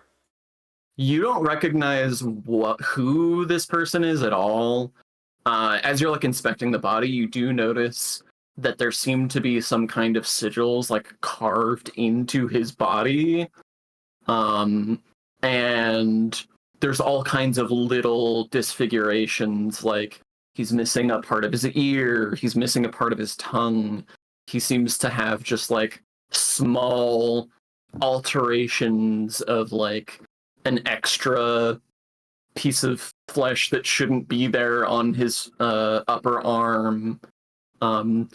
It's hard to say, unless you have occult knowledge, it's hard to say what the purpose of all of this is. But yeah, there's a lot of like sigils, body modifications, seems to be some kind of occultist.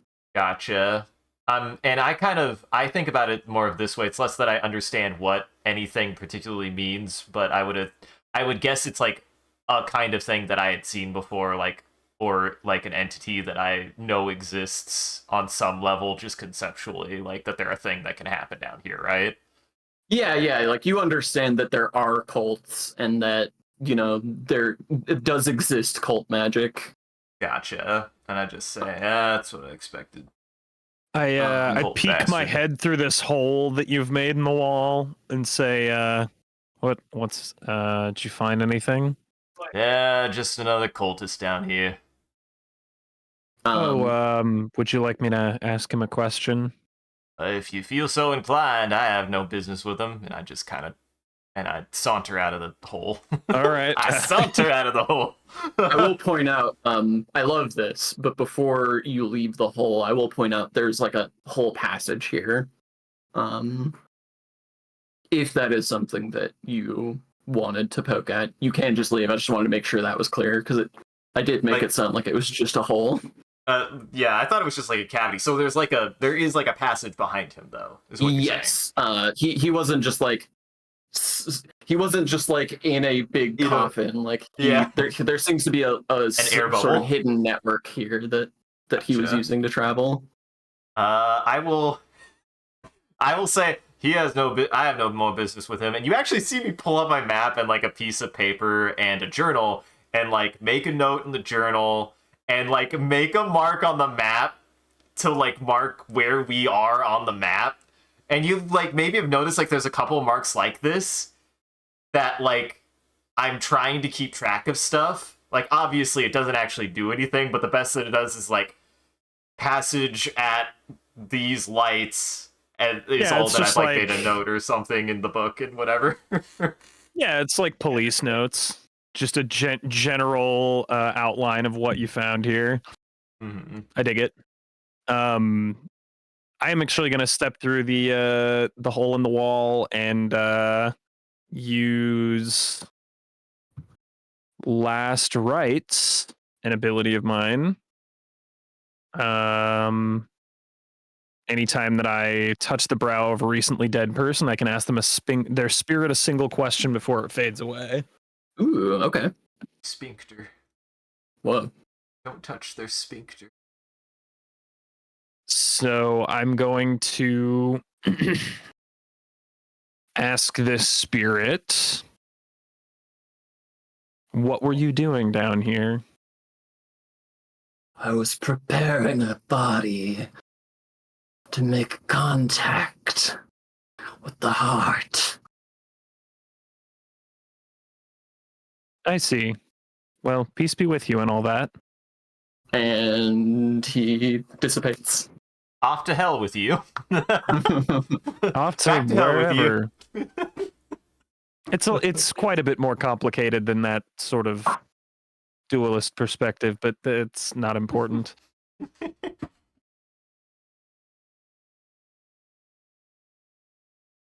Yeah, I'm gonna keep on focusing on the connection, but unless somebody wants to I'll follow with you. I mean, we're basically going on your side quest at the moment, so Guess to join them. Like, it takes me a moment to put everything away. Like, the ears are just sort of like click, click, click, click, trying to put the shield back on my back. The armor's overheating. The armor overheats a little bit, so it's just taking a moment to vent out, to be able to kind of go back to as it was, and then once that's passed, I begin walking. It's an That's right. alligator jaw kind of situation. Closes real fast, opens real close, opens real slow. Yeah. I figured narratively I spent everything all in an instant, so it was a bit taxing. Uh-huh. yeah, I like to envision that like overclocking the suit. Yeah. Mm-hmm. As you all are stepping back out into the sort of tunnel where the connection is, you do hear what sounds almost like a distant, subtle sobbing coming from the tunnel that occultist was in. That passage. Okay. Trying to think how I would react to that. But I really It's your choice, Spider-Man. I know, like now I'm like, oh, the connection is I'm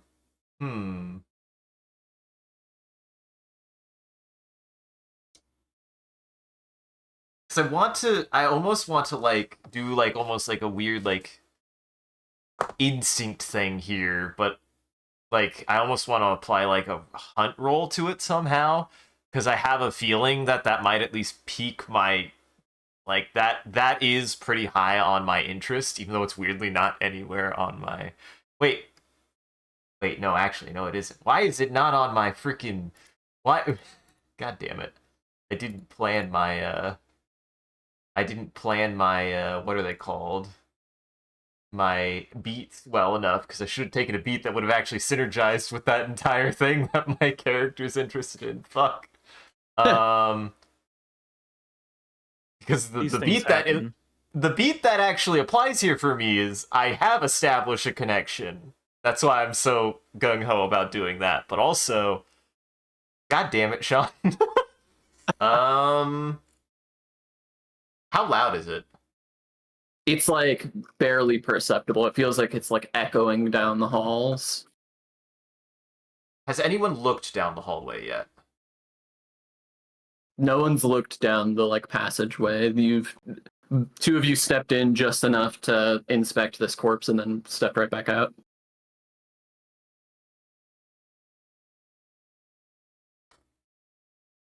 could I apply a hunt roll to this, and what would you think would work for it? So I think hunt could make sense here, sort of, but hunt is like tracking, right? Right. So I think I'm tempted to make this a hunt haven roll. Okay. That makes sense to me. Yeah, go ahead That's and like roll. pursuing sounds down alleyways and what have you. Yeah, and for this specific case, go ahead and roll hunt haven, and this is just going to be a standard. Gotcha. With no pluses, because I don't think I have anything to help with this, so. No pluses. But I think you have both hunt and haven, so I do. that's an 8. Oh, That's a complete boy. success. Nice. You've been in enough situations where you have slain some creature or captured some criminal or cultist or whatever else. You know very well the sound of a victim in the distance. Okay. Okay. Yeah. I say, hold on. We should. I'm gonna check out that sound, or I'm gonna check out that voice I heard. Honestly, I was leaning in that direction, but you know, jobs to do and what have you. But if you want to do that, I'm fine with it as well. I'm at a bit of an impasse. They're both a job, and lives are more important than lights. You know what they say? I suppose we can agree that they say that. You suppose so. And I start going. Yeah, that I do. I thought I do ask, I guess, in your line of work, death is not so bad. Maybe a reward? Who, me or him? Yeah. Suppose for him, yeah. Not so bad, am I? Yes. Oh, you're too sweet. I start. And then I walk away thinking the yes was a reply to me. Yeah. Uh-huh. I'm trying to avoid too many awkward situations toward the very beginning, not freak everyone out. Mm-hmm.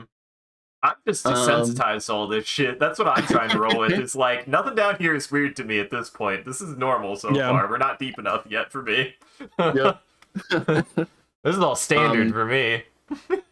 Yeah, so y'all make your way through these sort of weird back passages, and there's a couple of more spots like that one where it feels like you've hit a dead end, and if you just like position yourself right, somehow there's a break in the wall that you can slip through, until you find yourself in a little cave that is chock full of all kinds of parchments and little fetishes and like voodoo dolls and that kind of thing. And there is a small makeshift altar in the center where a drow, a sort of heavy-set drow, has been tied down and is just quietly sobbing. Yeah, I rush over to Beck to see if I can free them. Yeah. I start inspecting any of the bindings. They're honestly not like this is not fancy knot work. Like these are just sort of very rudimentary. You can easily undo them. I mean, if it's rope, I'm just cutting it. Yeah. Mm-hmm. So you cut him loose, and he sits up and just says, "Thank you so much. How did you? I feel like I've been down here for ages. Do we have water to spare? What? Do we have water? Sorry, just that. Do we have water to spare? Yeah, I'm fine spending a resource to like offer like some water to him and be like, it's okay, you're all right, and I offer like a water skin to him. Yeah. I don't think I'm gonna like charge you any supply stress for giving somebody water. Not at this stage of the Wow. game anyway. Not even a harsh player. Wow. I'm too kind. Uh-huh. He takes the water and he drinks some. And he says, "Well, I never thought I would find such virtuous heroes in a place like this. Truly, it's just a wonderful experience. Where's my quill?" I do laugh. Well, you're lucky someone tried to kill us coming this direction, or else Yeah. we Oh, wouldn't have heard good. you crying. I let out. I Yes, just it was let a out good like turn. Serendipitous, really. I just let out a laugh and just say, "Yeah, buddy. If anything, you were just lucky." I say that. Yeah. Can't believe you were able to dispatch of that oaf. And he gathers up some of the nearby parchments and starts stuffing them into his like rucksack, and then takes a notebook and a quill, and he says, "You must tell me the whole story. It must have been riveting." And he's just looking expectantly at you with his quill and his notepad. Before we tell you, oaf, who is this oaf we dispatched? Some horrible creature. As far as I can gather, he's just been hiding out in this dismal cave and attacking any wanton fellow he comes across. I couldn't possibly imagine what he wanted with me. It's very obvious looking around the cave that this occultist was basically gathering any and all, even remotely magical looking anything he could get his hands on. And he says, "I can't imagine what he would have wanted with me." And he's looking back up at you with his quill ready, waiting for a story again. I would like to rummage around out of curiosity. Is there like You're just gonna rummage through this guy's stuff without asking? Is there like I'm looking for a coin purse? I'm not even being subtle. A coin purse? A coin purse. Get this man's corn purse. Crazy, Corn he purse. does have a lot of corn. It's stuffed full of corn. He carries maize. Uh-huh. I Maze will is for the say- maze. I will say, surprisingly, you do find a coin purse. And as soon as you pick it up, this drow hears the like jingling and says, "Oh, good, you found my cash. Everyone tells me that it's of no use down here, but honestly, who travels without at least some kind of funds? I mean, I'm not made of money. I brought my whole savings, but like, I can't just leave it behind. It's like $12. Yeah, and I just say, you're right. And I dump out like half of it and hand him the corn purse and put the half into my own coin purse. Why does it sound like corn purse every time you say it? Oh, I plant corn in my. Listen, we're down here. Corn is fucking valuable. A corn purse would probably be more valuable. Yeah, in that's fairness. that's true. I love that good callback to why does it sound like meat drapes when I say it?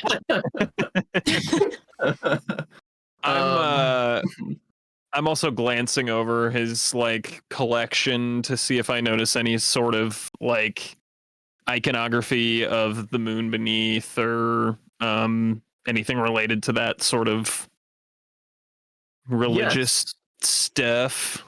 You do. So as you're like shuffling through the assorted things that are just like strewn about this cave, you find several of what the book describes as almost useless scraps of occult energy, which I will say are a handful of various scrolls that have inscriptions related to the moon beneath, written in the distinctive, sort of elegant cursive of the moon priestesses. But they're tattered, they're dirty, they're smudged. You can't follow any one of them from the beginning all the way to the end. If you were to use these for anything, you'd have to sort of fill in the gaps yourself. Right. But they do contain some sort of of the Moon Priestess's writings, and I'll say these were going to be a cult, but since it's the Moon Priestess, I will say these are religion. This is a D4 religion resource. Cool. Hmm. Do we roll now to determine how much that D4 results to? So the way that resources work is the die size of the resource corresponds to sort of what you can do with it. Oh, So, for okay, example, Or if how you're at a valuable it haven and you is. need to clear some fallout, you can pay a resource if there's a relevant person there who can help you out. You can pay them a resource to get that die's worth of healing, and then you would roll it then. So that kind of thing. So it's a Um, D. So okay, gotcha. So it's a D4 religion. Cool. I like that. I'm just gonna seize the opportunity and be like, listen, I understand that you've brought your whole life savings on this journey. We don't want your money, but I do expect a certain sort of payment for saving your life. And my mother always used to talk to me about the moon priestesses. And so I have my eye on a couple of these really useless but nostalgic scrolls of the moon priestesses. If you want to give me some of these, we can just call it square. Oh, absolutely. And he flips to a page of his notebook and he says, I've already written down what little I could make out of it. The rest of it is useless to me. You can have it. Perfect. I will collect them up and stash them in my shit. But please, you haven't told me your daring story of your brave defeat of this dangerous criminal. Oh, you'll want to direct your questions to the living train. He's some sort of weapon of mass destruction that walks on two legs. I don't know what happened. It didn't make a hell of a lot of sense to me. Oh, you must be one of those Vermisian fellows I've heard so much about. Yes, I have always wanted to see the trains. The trains are the one good thing left in this world. And you're looking Besides- right at one. Such a good quote. Besides the heart, of course. The trains are the one good thing left in this world, as his armor gleamed in the sunlight and the branches were... And then he looks up at the cave around him and he says, fuck it. Yeah, like as he wrote sunlight, I also looked up like I don't think there's He's like clearly trying to embellish and he's just like, I've got nothing. I kind of lean over, and has he written anything about what I did with the coin purse? He has not written anything scurrilous about you and your payment. has he written in like the headers or a footnote coin equal corn question mark? Actually, yes, that is something he wrote down. He actually has the exact exchange rate. Mm-hmm. And then It he just doodled says- a little corn, like it's just a corn kernel, but with like little ties at the top, as though the purse itself is shaped like corn. It's adorable. Adorable. He has a little footnote that says slant Rhine question mark.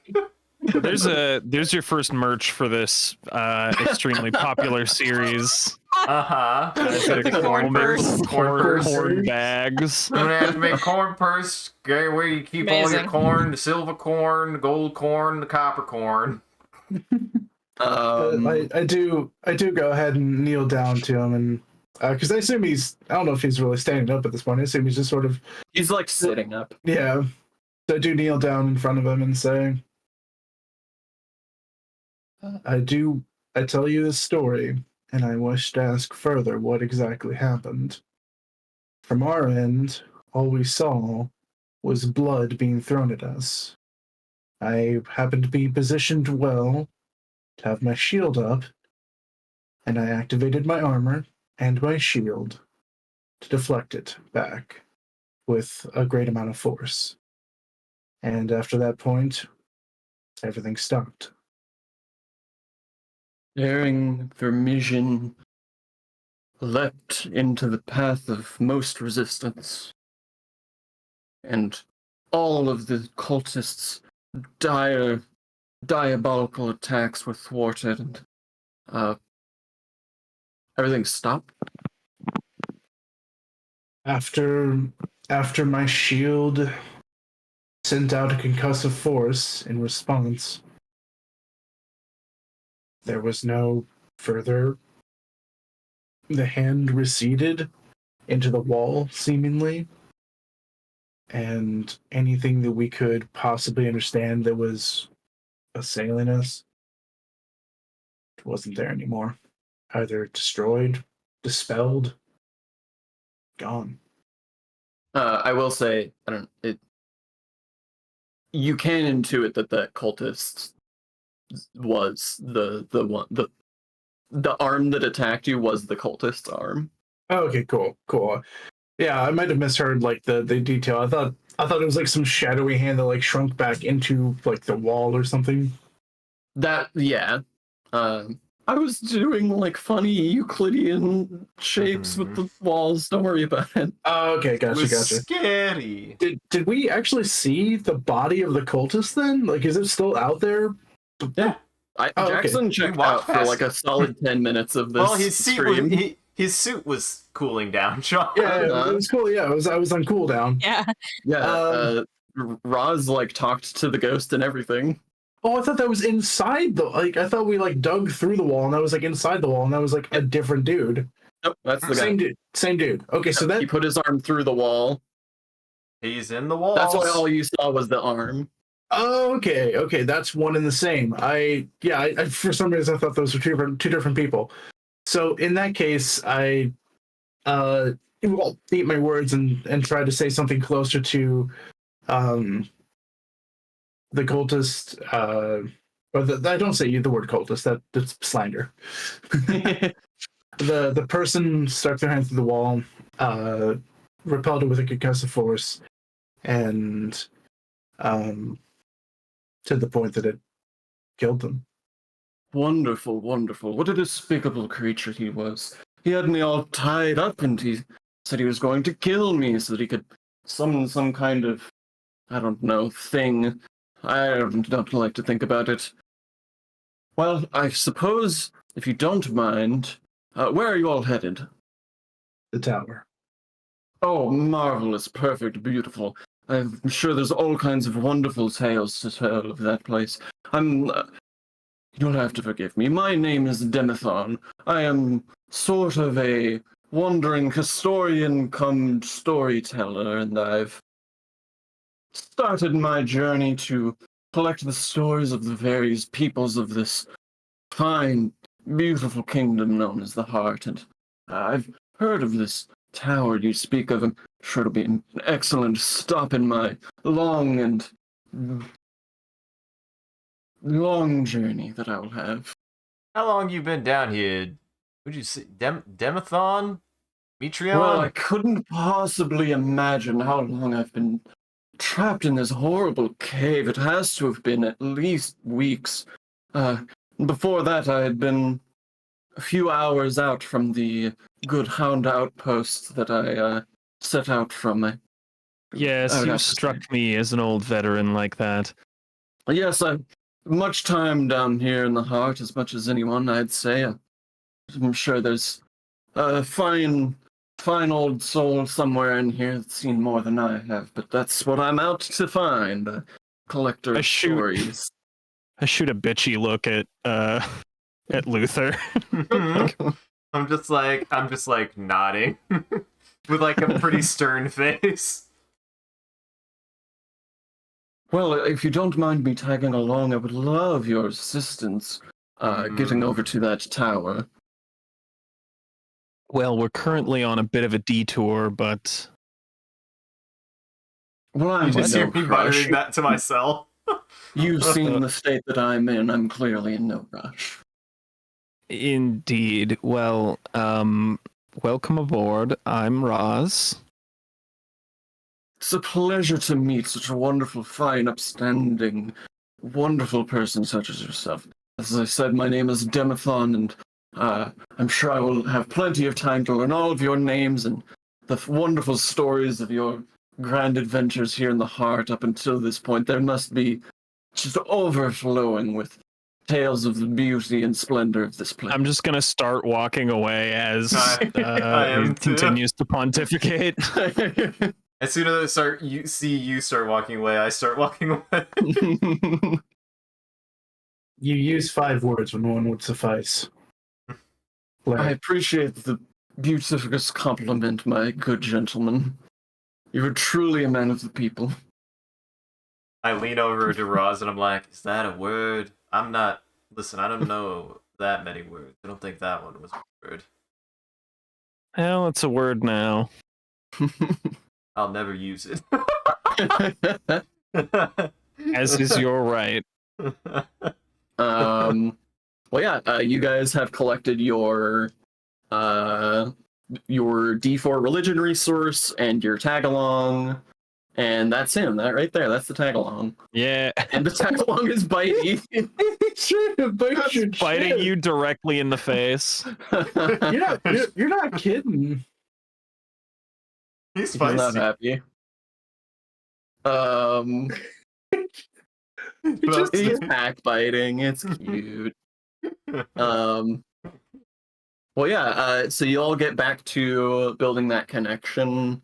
From this point forward, it's honestly not that difficult. It occurs to you at some point that this occultist may have been actively sabotaging this connection, which may be why it was in the state that it was in. And you are able to finish out that connection. So what that does, that halves the resistance of the delve. So down from a total of 8 to a total of 4. And you've already done 3 stress. You've got 1 left. And I will say that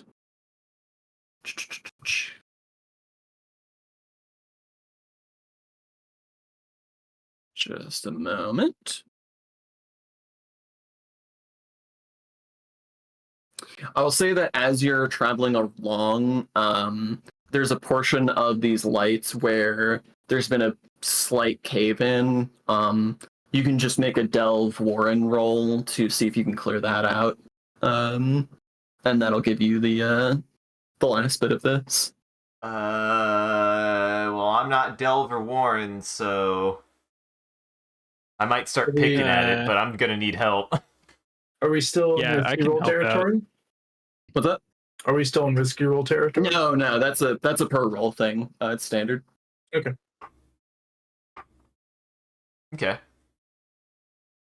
Yeah, I can make the roll. Okay. Since I've got Delve.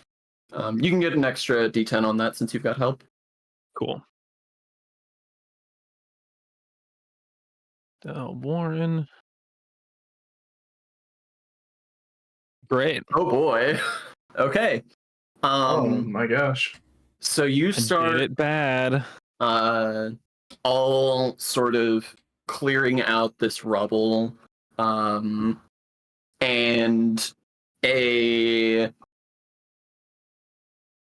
somebody moves a rock that is like Jenga style, holding what seems to be a load-bearing section of this pile of rubble, and the whole ceiling just collapses in on you. And I will say, since Roz and Luther were the ones who were taking point on that, that you each take 1 blood stress. I would like to actually use my ability. 1 second. I'm trying to find the words. I would like to use in the thick of it. And what that is once per situation, when you mark stress for any other resistance than fortune, mark fortune. When you suffer fortune fallout, you roll with mastery for the remainder of the situation. So I'm going to take fortune stress instead. So I would like to imagine, like, this happens. Like, I see him pull out a rock, and I hear a crack, and I go, uh-oh. And, like, the ceiling falls out above both of us, but all of it somehow falls on Roz. Yep. You fine just with watch Roz get piled on. Uh-huh. Okay, yeah. So Luther takes 1 fortune stress. Roz takes 1 blood stress. Luther, technically, I don't think you can fail your Fallout check. Let me double check the rules, though. I forget if you fail the Fallout roll if you meet it. Da, da, da, da, da.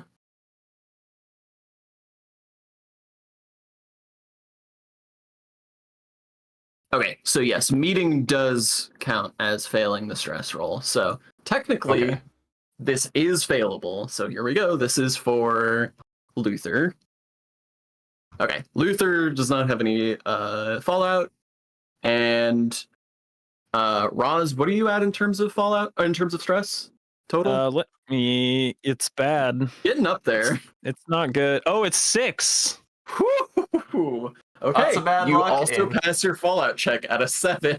Baby. For context, the die that I roll for Fallout is a D12, so Okay, cool. once you're up at 6 or higher, you've got 50% chance of failing or more for this Fallout roll. But so far, you're in the clear. Yeah. So does that would that clear out all of his stress, or just the if he takes Fallout, would that clear out just the stress for that blood track because it's blood Fallout? So it depends on if it's minor or major Fallout. If it's minor Fallout, meaning it's not as bad, obviously, you only clear out the 1 track that was relevant. Usually, we're going to go with whatever track you have the most stress in. Oh, that makes sense. Yeah, I like that. Yeah. But it's sort of context sensitive. Yeah. If it's major Fallout, meaning something like really seriously gonna be a problem, then you would clear out all of your stress. Okay.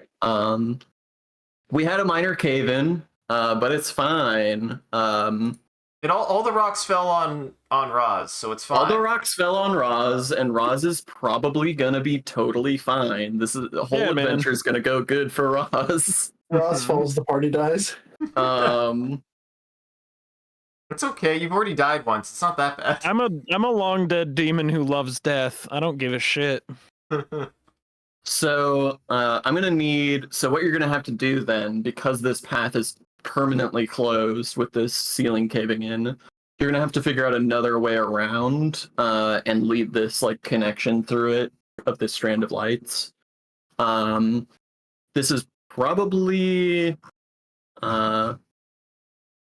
because I don't want to spend too much time on what is literally the last 1 stress of this delve. We're so close to it. This once I am just gonna give this to you because intuitively I would be having you roll another delve Warren check, and I think that we can just say you probably passed this one. Mm-hmm. So you navigate your way around this cave in, and you get through and you complete this connection, and it's like the sky opens up in front of you. After being in these tight, cramped corridors with this dingy lighting for so long, you suddenly step out into a massive open cavern with high ceilings and walls that stretch out for what feels like at least 100 meters in either direction. And in the center of this cavern is a tower. It is many stories tall. It's wide enough to hold like pretty sizable building essentially on each floor. And it is imposing. It is this massive, perfectly symmetrical, sort of monolithic structure just jutting out from the center of this cavern. And Anthipe, you feel a slight buzzing emanating from somewhere in the tower's direction. It doesn't feel like the tower itself is buzzing, but there is something buzzing nearby. Okay. And you are here. You have reached the tower. Finally. There it is. Hope it's as glorious as you were expecting it to be. I have a mission from our. I was about to say. I have a mission from God. I'm on a mission from God. Yeah, Quick. it had to be. Time to break out the musical adventure. Here we go. I actually brought a trumpet. I'll make it less goofy and say I'm on a very important mission here. I think there's somebody inside trapped, and they need our help. Oh, a daring rescue. So like you. Thank you for this juicy tidbit. I do kind of like the idea that I have a bugle, but I Makes don't know sense how to to me. play it. Yeah. I don't know how to play it, so if I do pull it, I just go. "Brr, brr, brr, brr." That's it. That classic song from Blues Brothers. Uh-huh. I was prepared to do the rescue, but as soon as I was reminded who we just rescued, it just sort of frowned and was like, don't worry, I have plans for him. So do you guys go up to and enter this tower? Yep. Okay. Is there any tiny camp nearby, or is there anything like anybody to interact with, or is this The entire rest of this cavern is completely barren. In fact, you almost get the sense somehow that it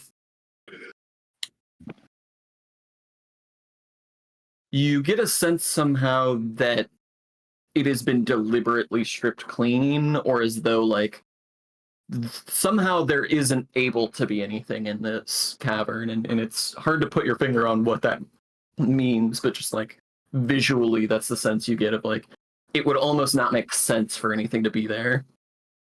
Gotcha? Well, if I see you looking around, trying to get like your bearings before we head in, I think that I can do something of some use here. I'm going to use my Echoes ability. That is a discern and domain roll to witness ghostly recreations of the past in your current location. So Okay. it'll generally show the most interesting or dramatic thing that occurred within recent memory. Ooh, interesting. And you said, is that a roll or do you just do it? That's a discern plus domain. Okay. Let me That's double a check the dope one. domain of this tower.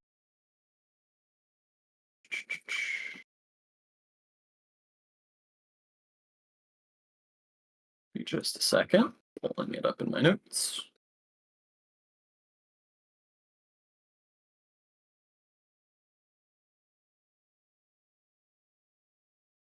Okay. This is going to be I'll call it Haven. This is going to be a Haven roll.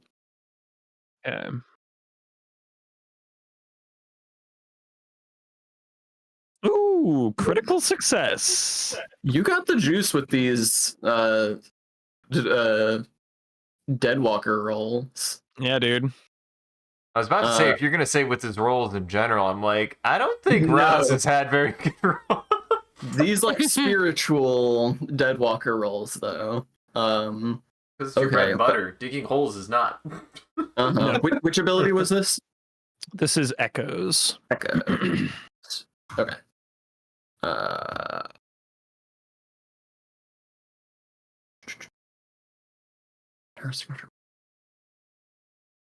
Okay.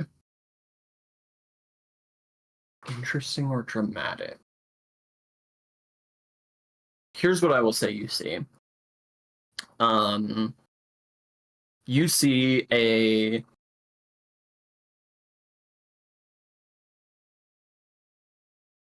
You see the figures of a coven of witches huddled at the outskirts of this cavern, and they are gesturing animatedly at each other. They seem to be in a heated argument. And there is a clear division. There's 3 of them present, and 2 of them are begging and pleading, and the other is indignant and defiant. And eventually, the defiant one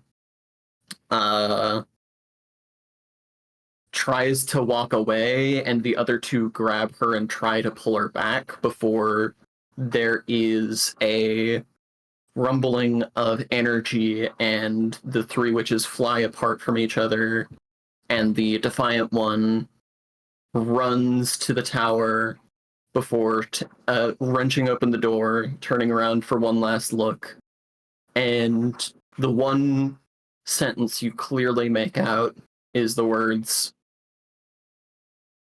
"I will come back," before walking in and closing the door.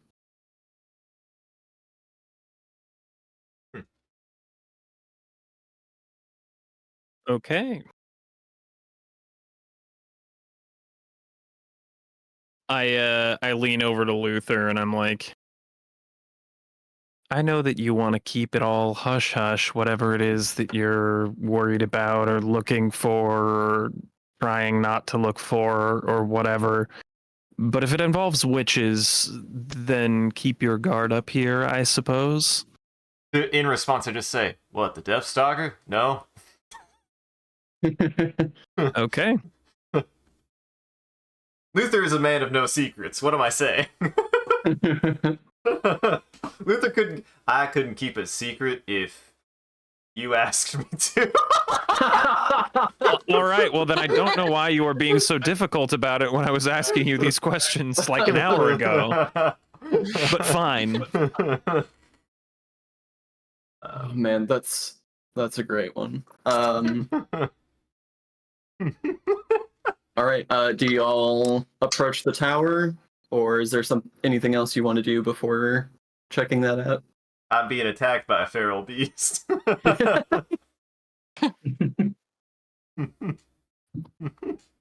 I think I'm good. Yeah, I think I'm good, yeah. Yeah, I think I'm good. You walk up to the giant double doors of the tower. They tower over all of you, even Roz. But they have these large, the like ring handles that you like pull away. They've got those, and you pull, and the massive doors of this tower give way surprisingly easily and swing open for you. And inside you see a lovely, large sort of entrance hall. It's got a chandelier. It's got this very sort of earthy, pleasant rug. It's got tables on either side, like long tables full of little decorations and some sort of snacks that you can sort of have out for a long time, like crackers and that kind of thing. And just like pitchers of water. And there are 1 or 2 people sort of milling about in the edges of the room, sort of doing their own thing. But the door opens easily for you, and you're able to walk right in. I lean over to Larry and I'm like, what exactly was it you were expecting to find in here? Do not trust your eyes. All right. What I saw was if I remember correctly, what I saw was a lady shackled. I just want to clarify. I love that your character would describe what you saw in character as a lady. I want to make sure you remember that it was not, in fact, a human being. Oh, okay. That changes maybe I some don't know. things. I was gonna say I think you should keep it. That's spookier. I think it's fitting that your character would describe what you saw as a lady. Yeah. But It's cool But- color text. what was described as basically a like ever shifting, sort of flickering figure with no definable shape. That was just dripping blood and flesh and muscle tissue as it twisted. Yeah. For some reason, I think my brain really hooked into the word dancer and was just like, dancer equals lady. Dropping so many other like key things. Don't worry, we all remember fucking squishy things, so Yeah. I understand. Squishy Yeah. things and dancer. Mm-hmm. I was a fucking blobby things or something Yes, like that. sorry, fucking blobby things. Yeah. No, I'll stick to that then, because I don't want to. I know that I know that Roz is the most macabre of us, but Mm-hmm. I still don't want to just dump all of that. So yeah, I'll say the lady is shackled somewhere here, and I wish to understand what I saw and maybe save somebody. Right then. I'll be on the lookout.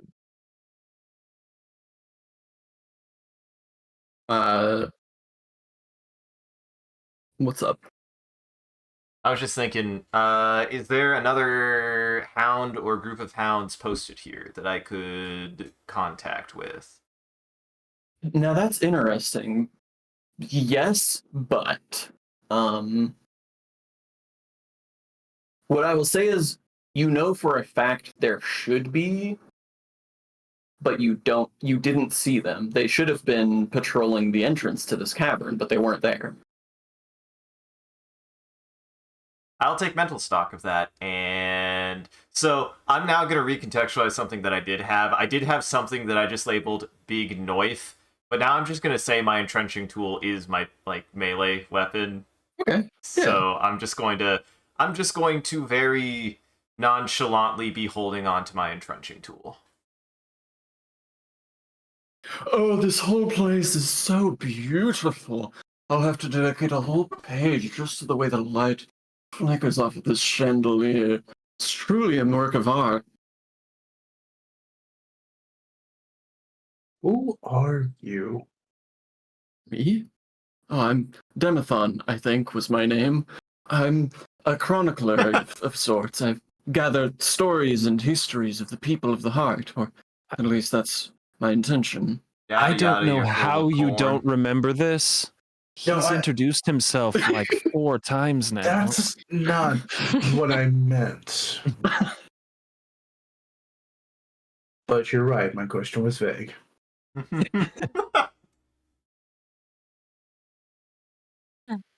Can I see your diary? Oh, my notebook? Oh, Yes. It's most precious to me, so please be careful with it. But absolutely, I would love for nothing more than to share the histories and stories and all of the wonderful things that the people of this world have to share. I gather all of it as I can. I do gingerly take it, reading it carefully, but just start flipping through it quickly. Does anything make any sense?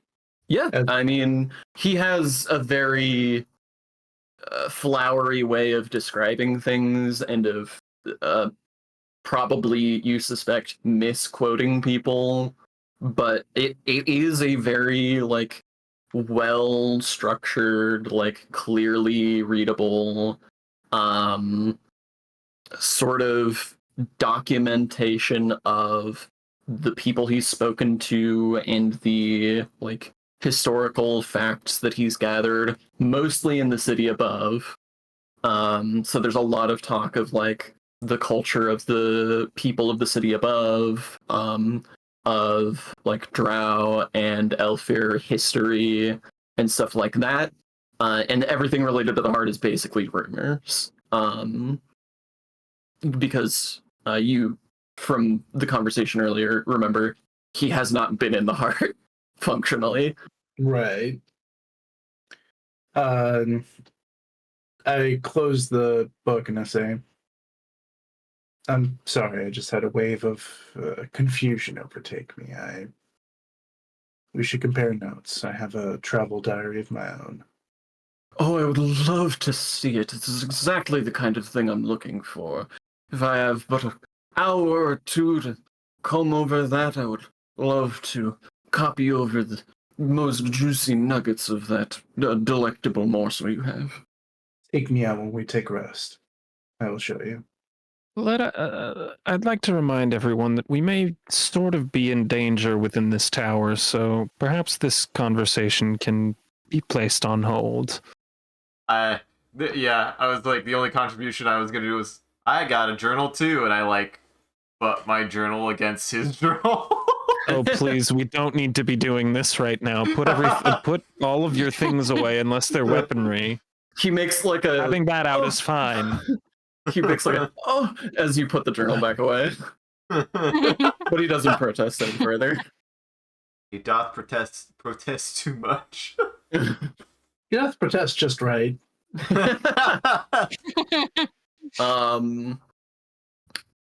All right. So in this tower, in this entrance hall, there are 4 doors along the sides, so 2 along either wall, and then a grand staircase that spirals up into the upper portions of the tower.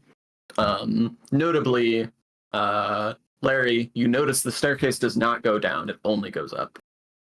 Which is obvious. You can go up and down the stairs. I'm saying that there's no floor beneath this, at least from that staircase. For a hot second, I was just like, whoa. It's not some like Harry Potter cursed staircase. There's just not a bottom. There's no floor beneath this. You put your feet on, you can only walk up, dude. It's just an escalator made out of stone. You know, sufficiently advanced technology and all that. Yeah. I do like the idea of a wizard being like, what is this contraption? Stairs, you can't go down! Oh yeah, I mean, I bet you wizards' towers are like the perfect place for fucky stairs. Oh yeah. All wizard towers have escalators. Fucky everything, really. Yeah, exactly. I have to escalate to full sprint to overtake them. As you're sort of getting your bearings here, a woman walks down the staircase dressed in sort of like a formal suit. And she approaches you all and says, "Oh, wonderful. I didn't expect that we would have visitors today. What brings you to our gracious tower?" Salutations. We're just a traveling troupe visiting the tower for today. I have one question real fast. Where are the hounds who are supposed to be stationed at this port? Oh, they're just in the next room over. They're having the most wonderful feast. If you'd like to join in, I'm sure they would be happy to have you. I am like crouched in a low position, holding my my eyes squint. Like Kopesh at ready. He doesn't even look bothered by it. She's smiling pleasantly, and she even starts walking over to the door to like open it up to announce your presence. I sneakily scuttle with my weapon still raised toward the door. My eyes narrow when she says that, and I don't do finger guns. I just do guns at her and go, "Sure thing." And I've drawn my gun pointing at her, but I'm acting like there's something wrong. Put my hand on it and lower it, and I'm just like, I'm just like, don't worry about it. She's like, cool. She doesn't even acknowledge that happened. She's just walking into the room and saying, "Everyone, we have a new squad of journey people who are here to enjoy the feast with you." And you hear cheers from the other room. We prefer the term Journey Falcon. Journey Falcon, of course. May I have your names, Journey Falcon? I'm Roz. Luther. Larry, and Journey People is fine. Anthe. Well, Roz, Luther, Larry, Anthrophe, we are so pleased to have you. You'll find that your places have already been set by our wonderful staff, so please just dig right in and delightful. enjoy whatever suits your fancy, and if you need anything at all, please let me know. I'll be happy to assist. And you are? I'm I just tap like Larry's armor on the side with my shovel, and I just say, "What you want to come here for?"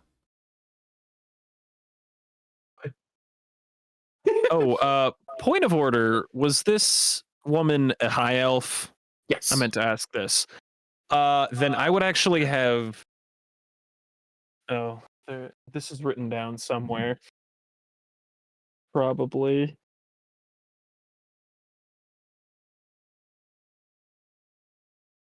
I would have introduced myself as Ink. Ink. Okay. She still gives the same like cordial. But what was Luther saying? yeah, I asked Larry, "Is this what you were looking for?" No, not at all. This is something very different. I'm so sorry. My name is Diana. You can ask me for anything you need, and I'll be happy to assist. In the meantime, please dig in. Thank you. And she wanders off. Interesting. I'm going to sit down but not touch anything. Okay. I'm not The tables are full of all kinds of food. There's a couple of like full roast pig, like pork platters. There's a couple of big salads and like various like potato, like every different configuration of potato you can come up with is plated somewhere at this table. I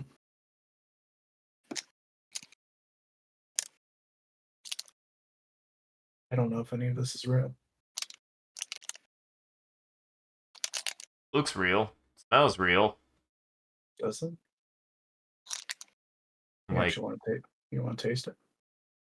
absolutely not. I'm just gonna go see if I can follow. What was her name? Diane? Diana. Diana. I'm just gonna follow behind her and see if I can. I'm just gonna watch her, see what she does. Okay. Yeah. So you follow Diana. Anyone who stays in the banquet hall, there's two hounds there who are just like happily eating and will make small talk with you if you engage with them. And we can come back to that if you want to address it. But we'll go with Roz for now, following Diana, who goes up the spiral staircase to the next floor up, where there is what looks like sort of a reception desk and two halls going down, almost like a hotel. Okay. I was gonna ask, though the moment of it was already gonna pass. The moment may have already passed. I was gonna ask if a second would disrupt your plans. Oh, mine? My yeah, plans? like if you were like heading out, it was. Oh, to also follow behind him? Yeah, no, you can come with. I'm not like sneaking or anything like that, so Okay. I'm just kind of following behind and, keeping a distance, but keeping my eye on her. Okay. So yeah, we can say that we both went to do that. Yeah. So Diana walks over to the reception desk and she pulls out a big ledger and starts writing in it. She does like turn to sit at the desk facing you, but if she sees you, she doesn't acknowledge it. She's just writing in her ledger.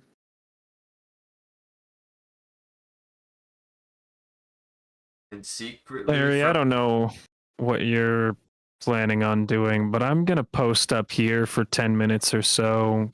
Don't mind me whispering ancient chants to my blade. I'm just gonna, and I like perch on like a box or something and just start like still clearly visible to everyone around, but like kind of in a shadowy area, start like whispering to my sword. Diana like looks up when she notices you doing that, and she makes no expression at all at first. She just seemingly notes you doing that, and then just smiles and nods and goes back to what she was doing. Cool. I agree with Ip saying, I'll keep you safe, Roz.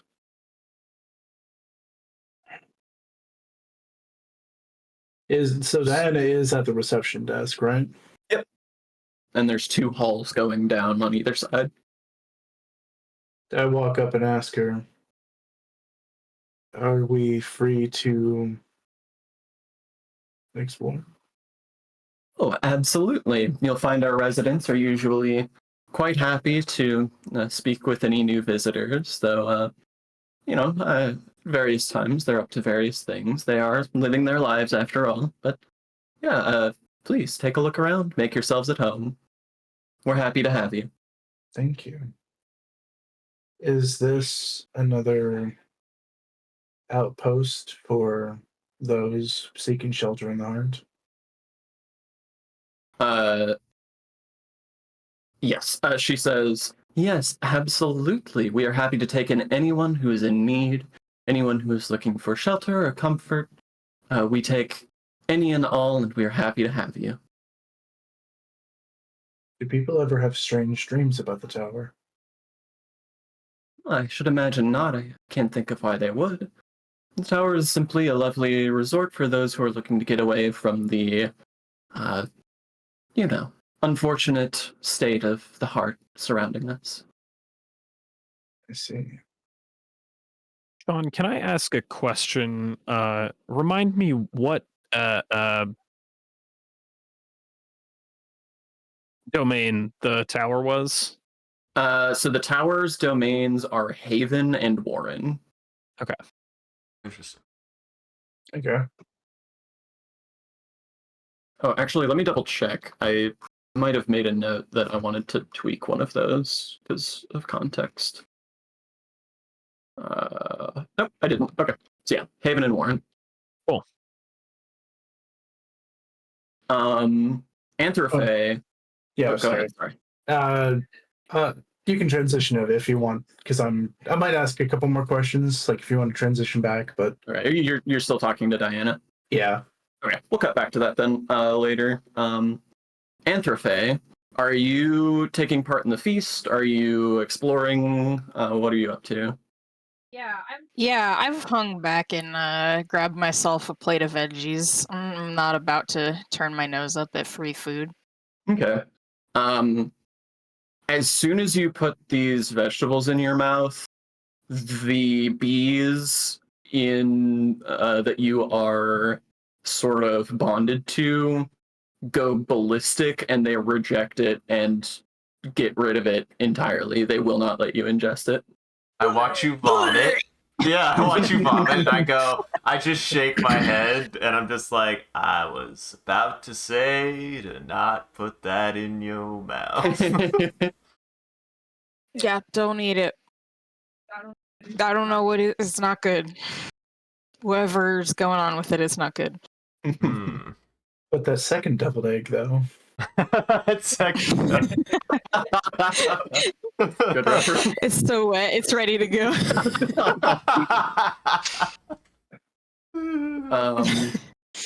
So I sort of try to. I've sat down next to the hounds that are there, and so I sort of try to play it off like I didn't just barf. In fact, you notice a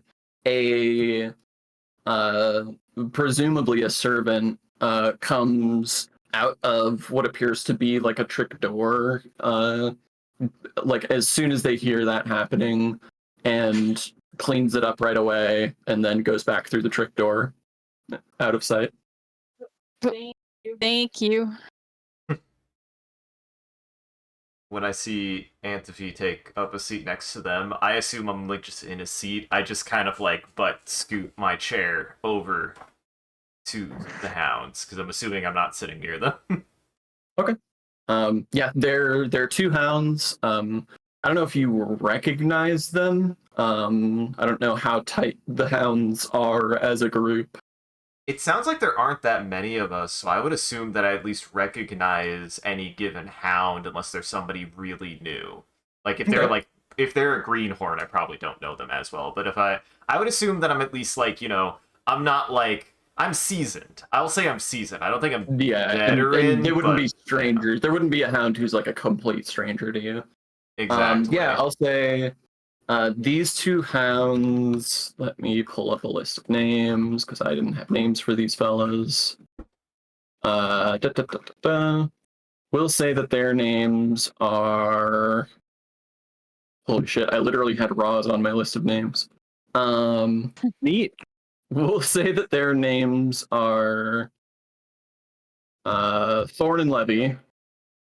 Thorn and Levy are a couple of hounds who have actually been AWOL for. Well, the hounds have difficulty judging time. Time in the heart is strange, but they've been missing for a little while. Okay. I'll let you take point. Antiphy. God damn it! If you had something you wanted to ask them first. So close. Yeah, I'm just gonna be like, how can you guys eat this stuff? Oh, it's delicious. Are you kidding? This is the best food I've ever had. Frankly, the cooks here work miracles, I swear. It's like every day is a banquet. Every day is some new wonderful thing, and it's honestly, I could never go back. Huh, okay, so you like it here? Oh yeah, it's wonderful. Oh yeah. I don't know about yeah, I would be it would be silly for me to go back to working for the hounds, frankly. Like that work is about the most what's the word I'm looking for? Unrewarding. Yeah, it's the most unrewarding work you could ever possibly do, but here it's like every day we live like kings. Why would I ever leave? Oh, I understand that. So you guys are defectors?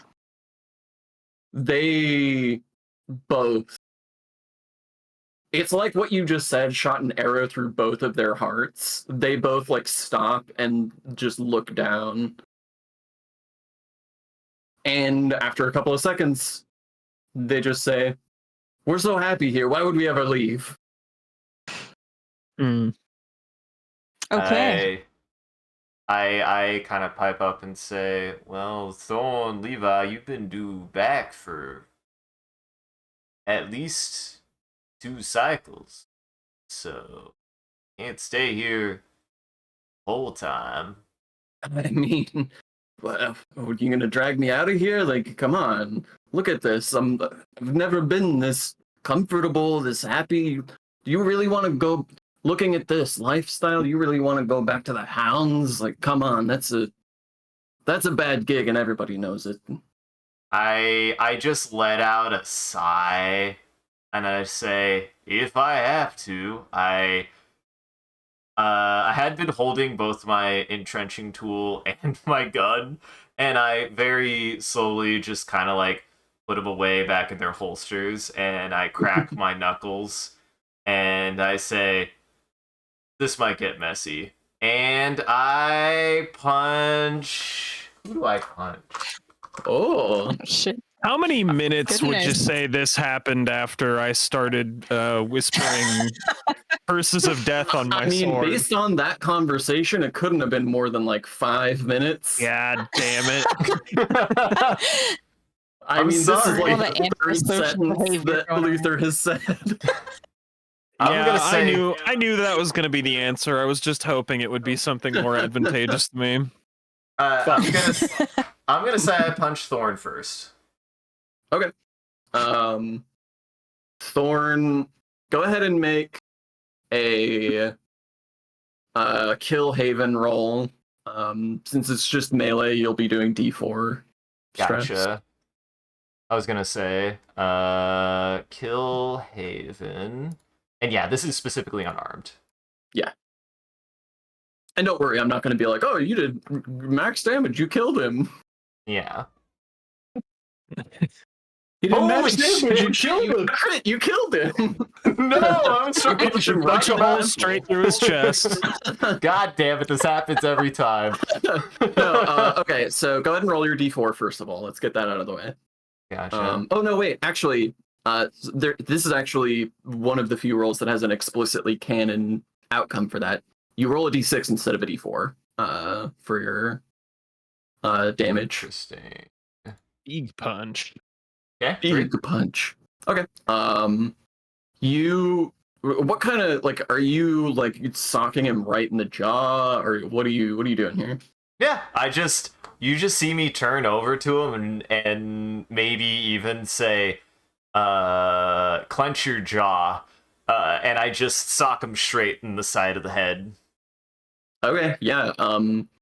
You get a good clean hit, knocks him right off his chair. In fact, Demethon is sitting watching all of this play out, and he gasps Damn it. and he excitedly starts scribbling in his notebook. Thorn.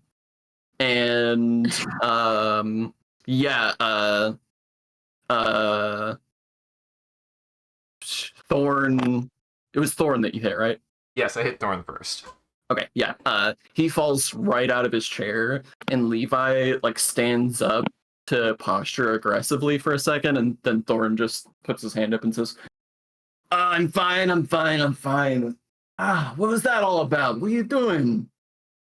Trying to knock some sense into you. Something's going on, and I don't know what. Fortunately, this is the only way I know how to provoke you lot. Thorn, Yeah, you're better well, than this.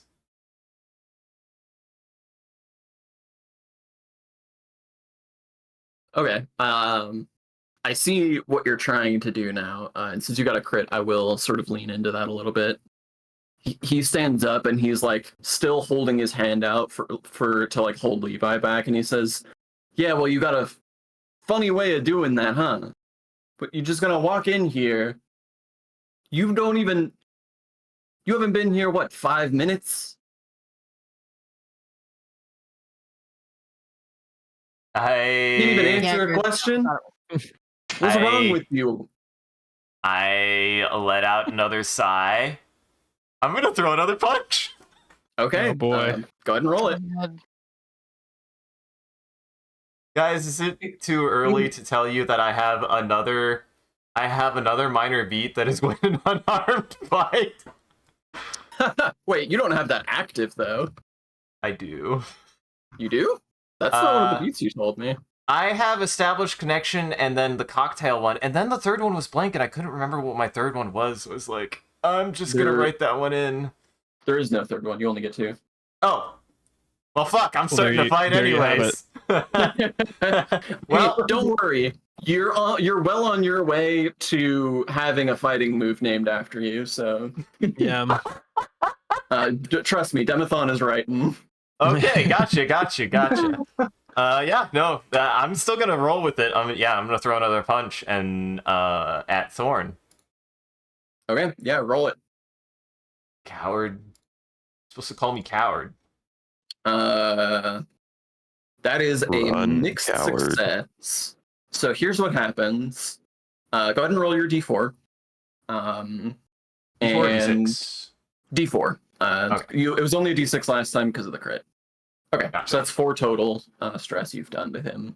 He's looking pretty like you got a real good hit in that first time, and he's looking like he's light on it, like he's woozy on his feet now. And he starts to just tackle you onto the table. But because he is sort of not fully with it at the moment from that hit, he does miss and land on the table. But because of all this commotion, Roz, you notice, first of all, you hear all this. Right. And so does Diana, and Diana gets up calmly. She doesn't make a fuss. She doesn't even make a face. She just calmly gets up and starts walking downstairs. I like try to mirror getting up with her and like walking down in the same direction. Your guest seems to make quite a ruckus, doesn't he? Well, yep. As I was actively trying to converse with Diana, because I was about to make a big thing with her, I was like about to pull on my shield. I was like, I just follow, just like hang my head and just. I look at you and I like point to my sword. I'm like, I know. So down in the banquet hall, Levi is like pulling Thorn off the table, and Thorn is like both arms like swinging at you as Levi holds him back. And Diana, coming down the stairs, just gestures with both hands, and two other high elves in similar formal wear come from like adjacent rooms to flank her on either side, and they all three walk into the banquet hall together. I'm kind of trying to break it up, but I don't really know what to do. I'm mostly just like, guys, I'm so sorry about him. I see. Please don't fight. Oh no. I see her. As soon as I see her as she's calling them in, I've sat back. I'm gonna try to sit back down. Okay, you're gonna pretend like this wasn't you? Holy shit. Okay. Now, this is fascinating. This is a move. Yeah, this is sure. Go ahead and roll a compel Haven check, and this is going to cover both getting Thorn to stay aggro, like to determine if you've got him riled up enough to like blast through this rest of this conversation, and whether Diana is like is onto you. Gotcha. So that's going to be a compel Haven roll. My Jesus Christ! I'm going to die in the next fucking session. I'm gonna fucking die. Okay. What does a critical success look like in this moment? I think she comes This is the downstairs. I'm already shit. sitting. I'm already sitting. Yeah, you're definitely already sitting. Like when she gets in the room, all she sees is. Okay, I know what this looks like. When she gets in the room, all she sees is Levi trying to hold Thorn back from like beating you to a pulp, and you just like calmly sitting in the chair, and enter Faye like trying to defuse the situation. And she gestures to the two other high elves who she brought with her, and she says, "This is really not like you, Thorn. Please come with us." And the two high elves roughly grab Thorn by the shoulders and drag him out of the room, kicking and screaming. I am so sorry about the behavior. We never have activity like that. I don't know what to make of it. We'll have to. There must be something wrong. And she like looks suspiciously at the two of you, I guess. She also like turns to look at the two of you following her. I'm still like whispering out of the side of my mouth sweet nothings about death toward my sword that I've just got on my shoulder as I'm like watching her. So for the rest of your critical success, I will just say, she like offers you some sort of consolation stuff. You know, I don't know. What do fancy hotels give people? Chocolates or something. Gave me a mint. Yeah, a mint. A mint, free water. Yeah. There's free water everywhere here in the tower. Free water. I do look at her and ask though, and I say, where are you taking him? Oh, we're just going to take him to ask him some questions. And she turns to walk away, and you catch her muttering almost to herself, how could he do that? And it's very clearly not like a offended, but like a literally how. And she's walking out of the room. I try to. At this point, it's getting kind of weird, but I just continue. It's getting weird now. Yeah, I was actually just going to say the exact same thing. I'm like, if I can maintain focus on watching her for this 10 goddamn minutes, I'm going to. Yeah, it's getting kind of weird. I'm very committed to this. That I keep on following her, but as she turns to leave, I'll just march right back out with her. Yeah, It works for me because it makes for a great distraction for me. I am actually, yes. I was trying to set up for a question. Yeah, go for it. So I'll I guess as she's walking. I post up somewhere far away while this conversation is happening. So as she's walking, I try to see, is she just going back to the reception desk? Or does she seem to be going a different direction? He's going. That's a good question. She's going upstairs, but as you get up to the floor where the reception desk is, you realize she's not stopping at that floor. She's going further up. Would a +1 be okay? I ask her. Oh, absolutely. You're more than welcome. Please make yourself at home. I know that we were in the middle of talking before that happened.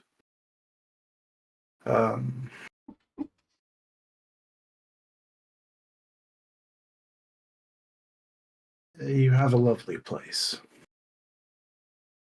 Oh, well, thank you. We try to make the lives of everyone here as pleasant as possible. We're happy to have you. Thank you. I appreciate it. I feel like if we rest here, it'll be a comforting rest. She smiles when you say that.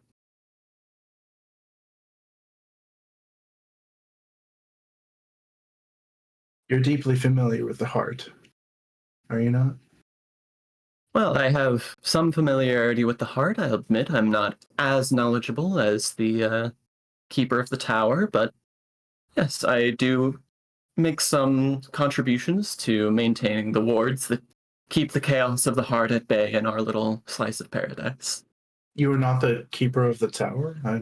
Oh, absolutely not. My powers are but limited. I do my best to help out here and there, and well, I make sure that the lives of our guests are as happy as they can be. I see. Well,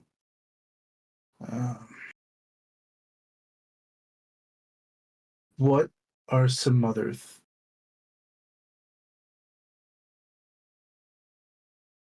I draw my shield and plant it in the ground. Not aggressively. Not aggressively, but just like just drop it and sort of lean on it and say, I had a vision. And I believe it's about this tower. And I look back at Roz as well, who's, I believe, still nearby, focusing on the ritual. Chains, shackles, somewhere deep within. A figure filled with blood. A dancing figure. It's hard to describe. What is it? I can't imagine what you're talking about. I mean, certainly it sounds like some sort of demon from the heart, but nothing like that could ever get in here. We make sure to keep the wards up and keep the chaos of the heart out. You're free to explore the tower and speak with our guests if you have any doubts. Chains, that's... No, nothing like that here. Everyone here is free to leave at any time. We would never... Prisoners are... We are not some sort of military organization. I was willing to give the benefit of the doubt. I trusted that it might have been some demon that infiltrated and perhaps is just being held here because it's the safest place to hold it. Oh goodness, no. We would never let any kind of demon inside. The wards would never allow it. Of course, if we somehow did have any kind of intrusion, which we can only hope that never happens, but we would evict it immediately. We would never keep something like that in here. This place is for guests. It's not useful for experimentation. We have no need of the heart here. We are a bastion against such awful things. I appreciate your answering. I recognize that we've potentially put you through a lot in the last. I look at I think I actually have some sort of like steampunk watch or something like that. And I say 15 minutes we've been here. She, at this point, and I will say, out of character, you're walking on thin ice. She stops and she looks at you with a furrowed brow and says, "Well, you can't be expected to be held responsible for the actions of Thorn. As far as I can tell, you don't even seem to know him." No, I've been talking with you the whole time. Naturally. And she sort of eyes you suspiciously, and then her face goes back to that just like neutral, placid smile, and she ascends what at this point is the last flight of stairs before reaching a large door and says, "Well, I'm about to have a conversation with the master. It's really just some tidying up, but please feel free to explore the rest of the tower at your leisure, speak with some of our guests, and take advantage of some of the amenities we have to offer." This is where we part ways? Yes, I believe so. Thank you. I'm excited to see the rest of the tower. And we're happy to have you. And at that point, Roz, your 10 minutes is up. But if you don't mind, I would like to go to somebody else and come back. Works for me. Entho Faye, you are... did you stay in the banquet hall when they left, or did you go with them? Who all left? So Diana, Roz, and Larry went up the stairs, and then the two unnamed Elfair assistants dragged Thorn out of the room. Okay. So is anybody else still in here? Levi is in here, and Luther is in here. And you Okay. also notice, so you noticed that buzzing earlier that seemed to be coming from somewhere in the area. Now that you're inside the tower, you can tell for sure it's not the tower that's buzzing, but there is something in here, something above you that's buzzing, in a way that seems to resonate with your bees.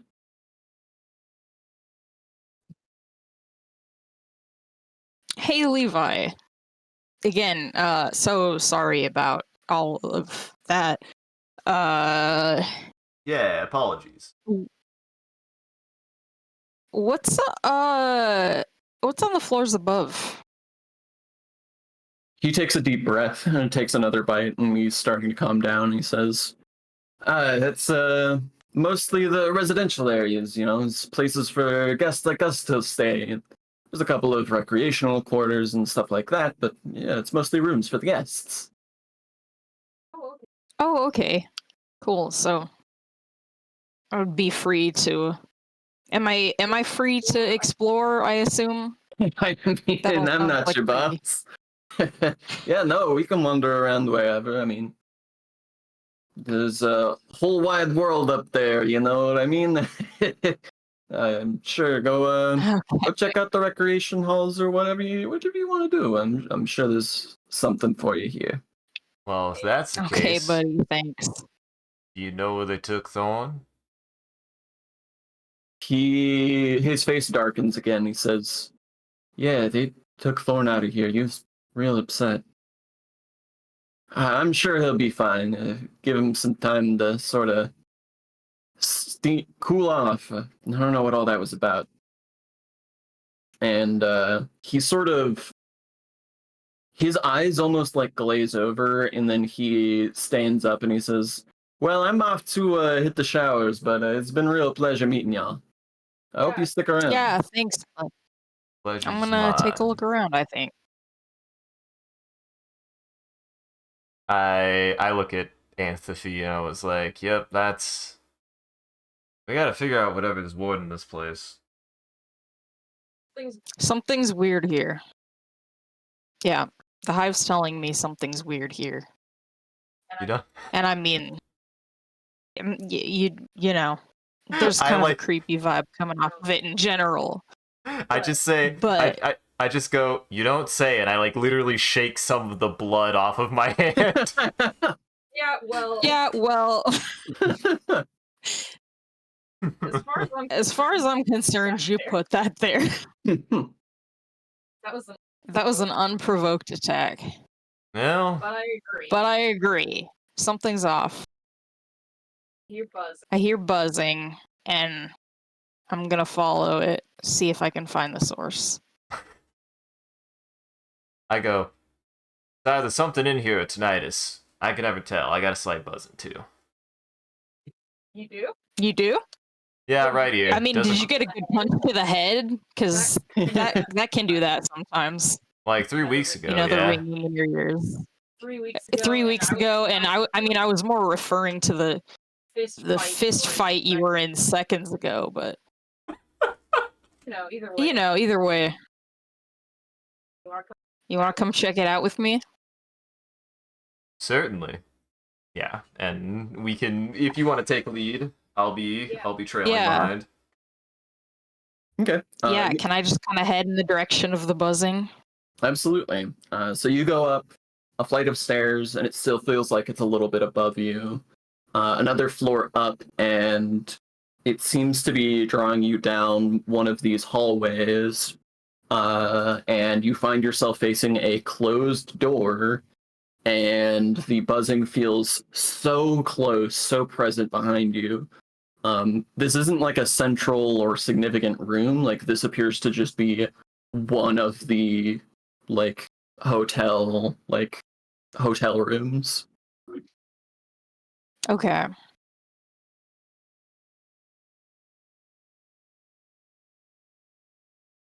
I go, hold on. 1 second. It's loud as here. And I have a minor ability that lets me see through the eyes of my bees. Oh, Yes. hell yes. Bee power! Okay, that's man. You're the. My gosh. The B class has some wacky shit. Yeah. A big Yeah, fan. I can You're do some cool and gross stuff with my body. I'm just sitting here like, and Lauren got the bee stand. She got the coolest character. It's true. She's the B character from Naruto, or the bug character from Naruto. Oh yeah. Forget about that guy. That's true. Forget about a lot of guys in Naruto. That's fair. So you're like sending the bees like under the door, or Yeah. okay. So you send some of your bees under the door to take a look around, and what you see on the other side is a hive. And in it is, you immediately clock an apiarist who is hard at work building out the walls of the hive, sort of papering over the walls of this hotel room. And some of their bees from their hive sort of come out to meet yours, and they like touch antennae or whatever. Or That's whatever cute. bees do. Yeah, I don't know what bees do to greet each They other, do but a little dance. They do a little dance to dancing, each other. actually. Yeah. oh yeah, so they do a little bee greeting dance. Adorable in this horror game. And Sorry, you immediately know that this room at least is the home of a friend. Cool. Okay. And with that, Um, I would like to cut back to Roz just to see what is this 10 minutes for? What are we doing here? Why'd you talk to your So sword for 10 minutes? I'm using my ability marked for death. Ooh. I can mark prey by spending 10 minutes or so observing the target from hiding and whispering words of death over my weapon. When I hunt prey I have marked, I can roll with mastery, and the mark endures until the target dies or I mark another target. Okay. Perfect. So you have marked Diana, and you'll have mastery hunting her until she dies. I'm Yep. glad your hidden qualification was behind Larry. Hey, I mean, he was providing a sort of like social barrier distraction. So She wasn't paying attention to you. I say it checks out okay. Yeah, I definitely in the context here, I think it works just fine. She was unconcerned with what you were doing. Okay, yeah, absolutely. Let's go ahead and because I know we're almost out of time here. I want to get one last scene with Anthe then. So you've discovered that this is the home of an apiarist, and what do you do? I knock on the door.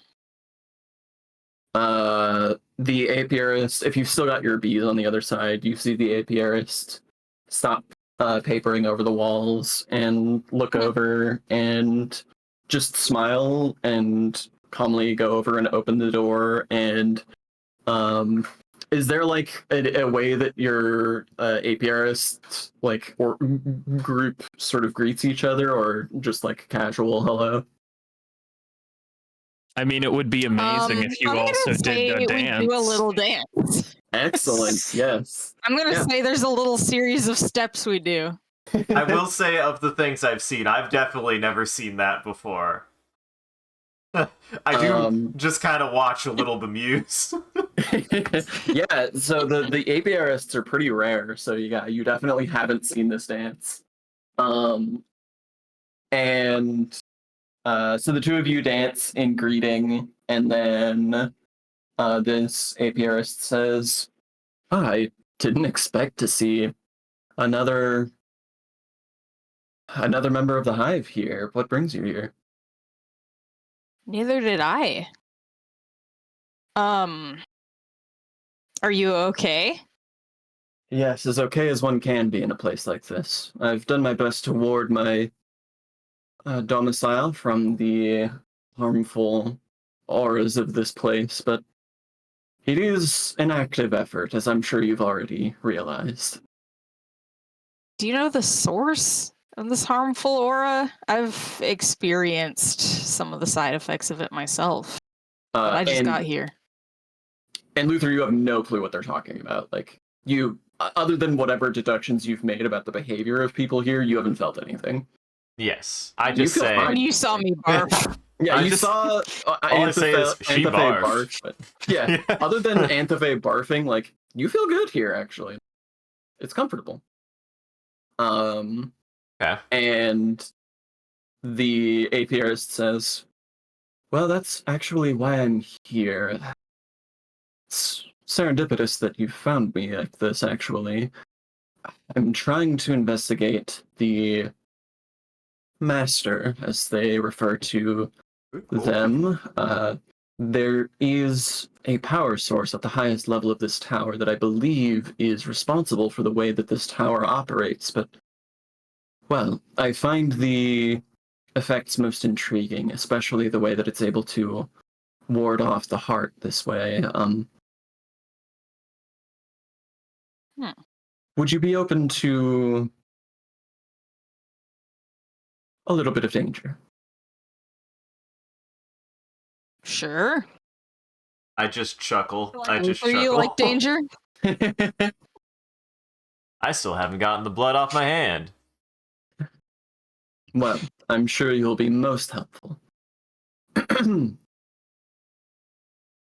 looking to seize control of this tower and construct one massive hive around the power source that it works off of. However, I do not know that I have the capability to do it on my own. If you would help me in this endeavor, it would be a great victory for the hive. I'm happy to help. I do take pause and I just say, when you say you're taking over the tower, seeing that the state that it's in now, you saying that you'll at least resolve this issue? We don't want any more we don't want any more problems sprouting out of this place. The apiarist sort of cocks their head and then says, "What kind of issues are you experiencing other than the effects of the tower itself? You make it sound like there's been some sort of incident." Oh, I pardon. I'm not familiar with apiarists. I'm just want to reassure we're not changing hands with problems is all, I guess. I just am not familiar. You would still be open to travelers caretaking. Yes, He of did course. provoke some guy into a fight. Pretty bad fight down in the dining hall. He was For what acting purpose? weird. I was trying to get him, knock some sense into him. I knew something was going on. Didn't trust the food. At a moment, I was hoping maybe I would just be able to knock whatever was rolling around in his head, get him to his senses. A brutish approach, but your instincts are valid. Well, let me reassure you, of course I intend to maintain the standards, and there's a slight eye roll, of the tower. However, I don't trust the ownership of it, and would seek to make some tweaks to the way that it operates. But nothing that should run afoul of the hounds. In fact, with any luck, your comrades should be able to leave. Well, that's pleasant to hear. We'll probably set up a communication with your outpost here. Just wanting to establish that first and foremost, seeing that it's already deteriorated to this state. Ugh. And I kind of scowl to that. And not to like to the walls, but obviously to like it literally being run in a way that's detrimental. I actually do say that. I'm not talking. You can decorate it however you want. I don't care. It looks actually quite nice in here. I like bees. I just say that. I like bees. Well, the first thing that we need to do is gather information on the master and its power source. Other than that, is there anything specific that you've come here for? It seems odd to see parties such as yourselves here. I'm just traveling guard for these folk. Somebody here has fealty with the tower. I don't know. He said he was on some kind of quest. In all honesty, why are you here? Actually, Antiphy. And thing to ask. Usually don't ask, honestly. I not to make it my business. Well, I hadn't intended to undertake this endeavor, but this is where the party was going. Indeed, There you have sometimes it. our journeys take us to unexpected places. Well, if you don't mind, I have a little bit more work to do here before I'm comfortable setting out for the evening. But Best of luck. we can reconvene in an hour if you would like to gather some more information. I advise against consorting with the staff or eating the food or partaking in the recreation and they like list off all of the amenities of the tower. But one thing they don't Good to mention know. is Thank you. they don't say anything about the guests. Talking to the guests seemingly is fine. Okay. Thank you very much for the information. I'll reconnect with you soon. Actually, I actually hold out a hand and I extend a hand to them to shake their hand, and I just say, I'm not one for dances, but the name's Luther, and what's your name? And they have a name too. God damn it. Why do I do this to you every time? It's a bee's name, time. too. Well, better that we get it established now than you try and bring this character back and still don't have a name. Their name is Bubsy. I will say their name is Rakesh. Rakesh. Rakesh. I actually wouldn't mind sticking around here to make some preparations and maybe helping you out. You said you'd be about an hour? An hour. Sounds good. Might do some preparing of my own if you're okay with that. Sure. Yeah. And I'll just make this quick. I haven't thought of which benefit I want, but I do have an ability titled Forewarned and Forearmed. Pick one of the benefits from the list below, or once per session, when you have about an hour or two to spare in a landmark, you can make preparations for a coming challenge. Pick one of the benefits from the list below. You and all characters who choose to take in preparations gain this benefit until the next landmark.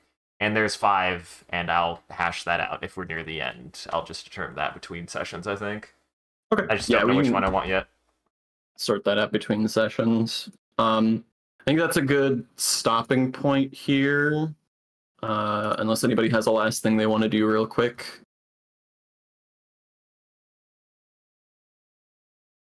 Okay. I'm going to say this is a big success because we almost got through everything that I had hoped for us to get through. Nice. So beats are the last thing here.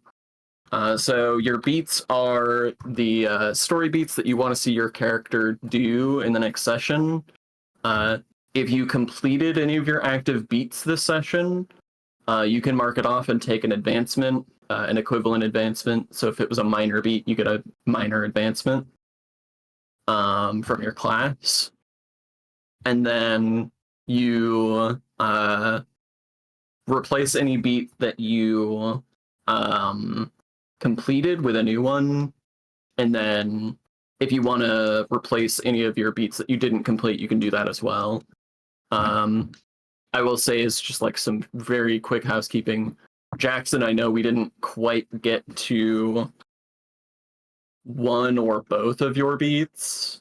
They were slightly related, yeah, but they were fairly related. Yeah, so we didn't quite get to your beats. I will say I did build this like tower scenario around those beats. So if you want to keep them, we will almost certainly get to them next session. But Okay. if you want to swap them out, then obviously you can do that. I was thinking about asking you that question about whether whether I should hold fast to these beats. Yeah, you don't have to, but you will almost certainly have the opportunity to do one or both of those early next session. Okay, cool. Sounds good to me. And then Lauren, I don't know, I don't think I ever got a response about this, but I sent you sort of a customized list of beats. It is not restrictive or like prescriptive, but I figured it might be a more helpful starting point for you. Yeah, I took a look at it. It was definitely closer. I didn't want to change up the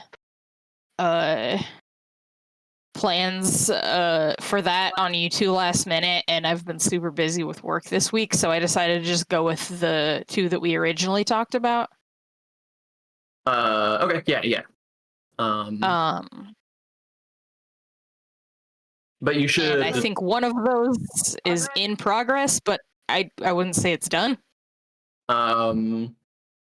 Yeah, that's sort of I tried to like get us there at the last second so that you could at least see where that was going.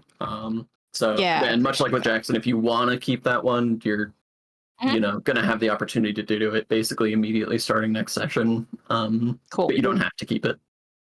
Yeah, I'll keep the two I have. They're I could tell like when I saw Diana and I was interacting, I was like this girl a witch. Interesting. Or maybe not, but it was I had feeling in my bones. So I was like Suspicious behavior. it I don't might know. be- I don't know what's going on up here. I'm not gonna jump to any conclusions. It's a real rat's nest. It's a real rat race. It's a real rat race. It's a real Oh, rat man. race. I love Bookending. the rat races. Well, yeah, you don't have to let me know your new beats right now, but if you can let me know your new beats, within the next like 24 hours, that would be great.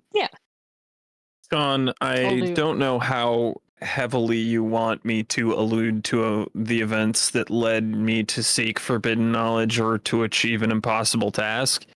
Mhm. But Yes, I've laid out some of those chunks of what all of that is related to. Although I'll send you a backstory this week, and we can talk about whether or not I completed that effectively for the purposes of my storyline.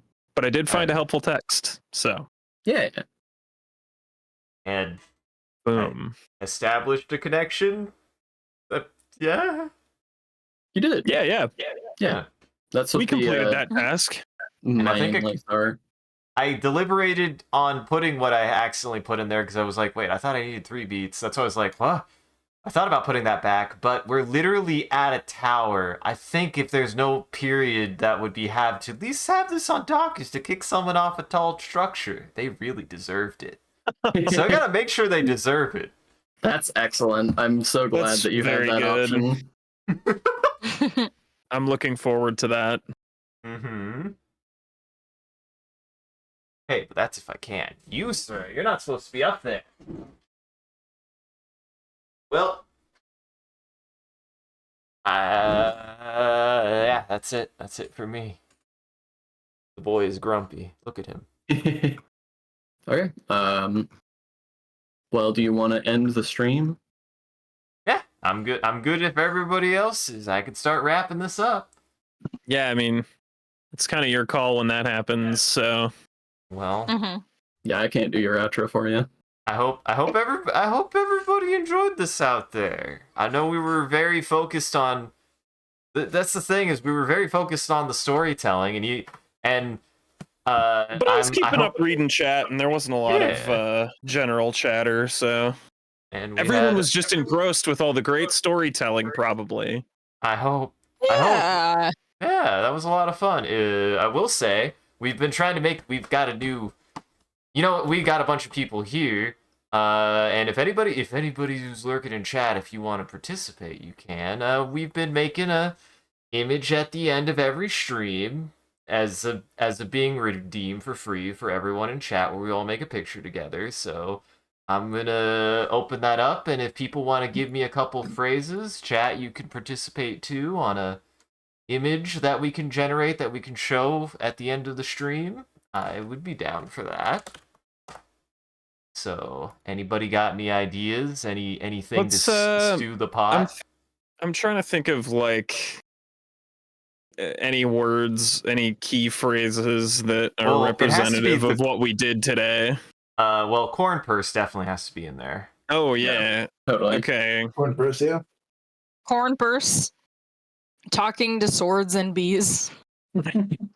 Yeah, the corn purse talking to swords and bees sounds pretty good to me.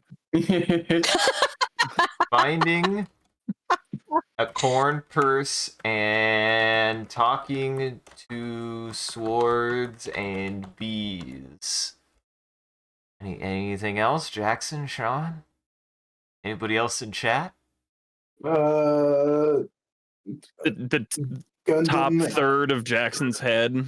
which is all we have left to talk to. It's true. He has been disintegrating. We've kept him up past his bedtime. We've As kept him up Jackson. past my bedtime too. He's melting. As Jackson and the Speaking. talking. What's that? Just slowly sinking. As Jackson sinks and the talking skull disintegrates.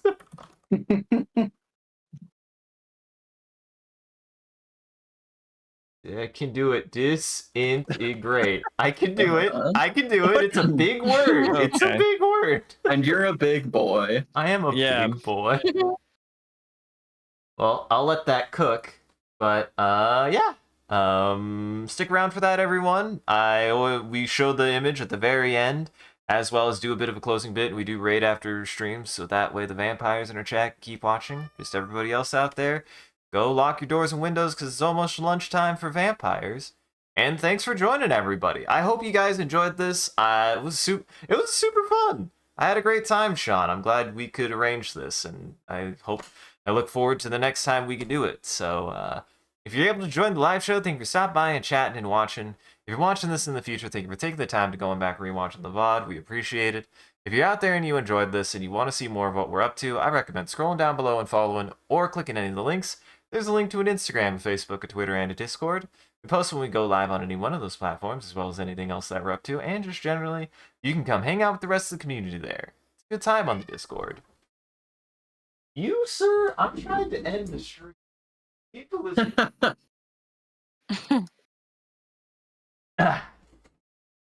Speaking of which, a shout out to our community on the Discord and everyone who follows. You guys are a wonderful audience and we appreciate you. If we do anything particularly entertaining or noteworthy, feel free to clip it and share it on the internet. Just make sure to also hashtag it with MCCanary or link it back to the stream so people can find more of the good stuff you do here. Oh, They do here. we do here. Did I say Did I they? do I meant here? we. Yeah. I did do it. here. Brought to you by viewers like you. And Also- now a word from our sponsors. If you want to see the stream grow, you gotta let people know. I've had a request that everybody has to say that at the same time. Do we even want to try that? There's four, five, Yeah, four. fuck it. Count us five. in. Okay. I'm gonna go 5, 4, 3. 3, 2, 1. If you want to I'm see gonna go If you want to see stream grow, stream you grow, gotta you get gotta it see grow. down to people Texaco. know. Show. But for I real, totally forgot the phrase. I did too, so I made up my own ending. but Me no, too. I appreciate it when people come in and mention that they heard about this from somebody else. It's really cool when somebody says that. So if you want to be known for that, you can do that. You can be responsible for that happening. And I always appreciate it when you do. So, yeah. Also, a huge thank you to Moat Shrimp and all of our supporters on Patreon and Twitch. Your generosity allows us to continue to expand the stream as well as take on more projects. And the stream would not be made possible without viewers like you. So we thank you. If you want to see your name added to this list, as well as a couple of the benefits you can get, you could always subscribe directly on Twitch or check out the Patreon page. It'll show you everything that you can get, and any amount is always appreciated. Once again, thank you. And thank you to Mods who do a wonderful job holding back the Rod Army and preventing becoming famous. And thank you, everybody, for playing Dungeons and Dragons with me. I had a great time. Oh, shit, I built that character for Dungeons and Dragons. I thought you said I could be an artificer. But yeah. Well, you had a room full of fetishes, so I couldn't stop talking about my feet.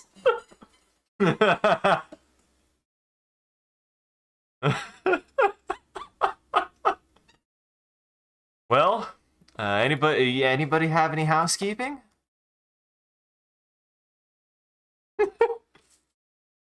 Well, you can check out everyone else's stuff in Goblin Entertainment. You can see what everyone's done. There's a link tree to everyone's channels and everyone's content, so you can see what everyone here has been up to. And you can find the rest of my stuff here. If I can spell it right. I can't. I can't spell it right. That link tree has everything that I'm up to, such as the VOD channel for the Twitch, as well as a YouTube for my own videos, an ArtStation for my art, and a SoundCloud for my music. So go check everybody out in Goblin Entertainment, and thanks for subscribing. Bye! Hey, good evening, Savannah. Thank you for popping in. We appreciate it. 30 months. That's like 2 years. That's like 2 years.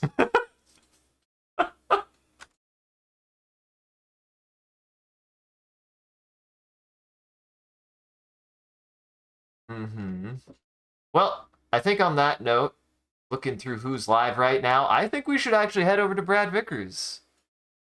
God, more they keep on saying that I can buy the best viewers. We have the best viewers already, and I didn't have to buy them. I say it every time. What? But we'll go ahead and head over to Brad Vickers. So everybody go say hi to him. He's awesome. I love him. We spooked your ding dang pants off doing some hot table action.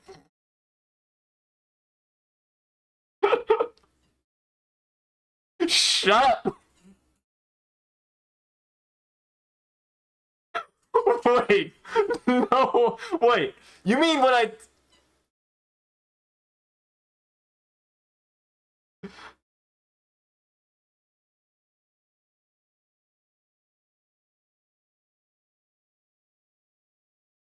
Thank you for joining, everybody. We're going to head over to Brad. Enjoy the raid. Otherwise, have a good evening. Take it easy. Yeah. I'll hit you with this. I'll share it. I'm going, and we'll...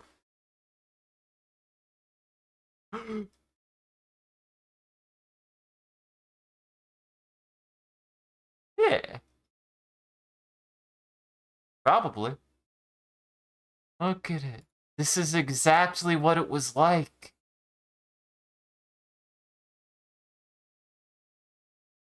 Well, there's so many people. I'm just gonna field this to the group because I'm gonna stop trying to keep track of more than 2. Is there anything you guys want to tell the audience? Just go for it. Whoever want to say whatever, y'all.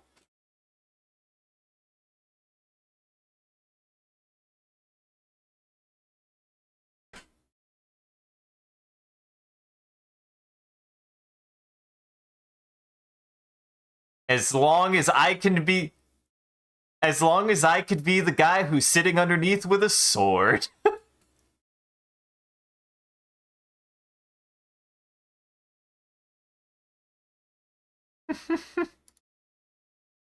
I mean, I like this one.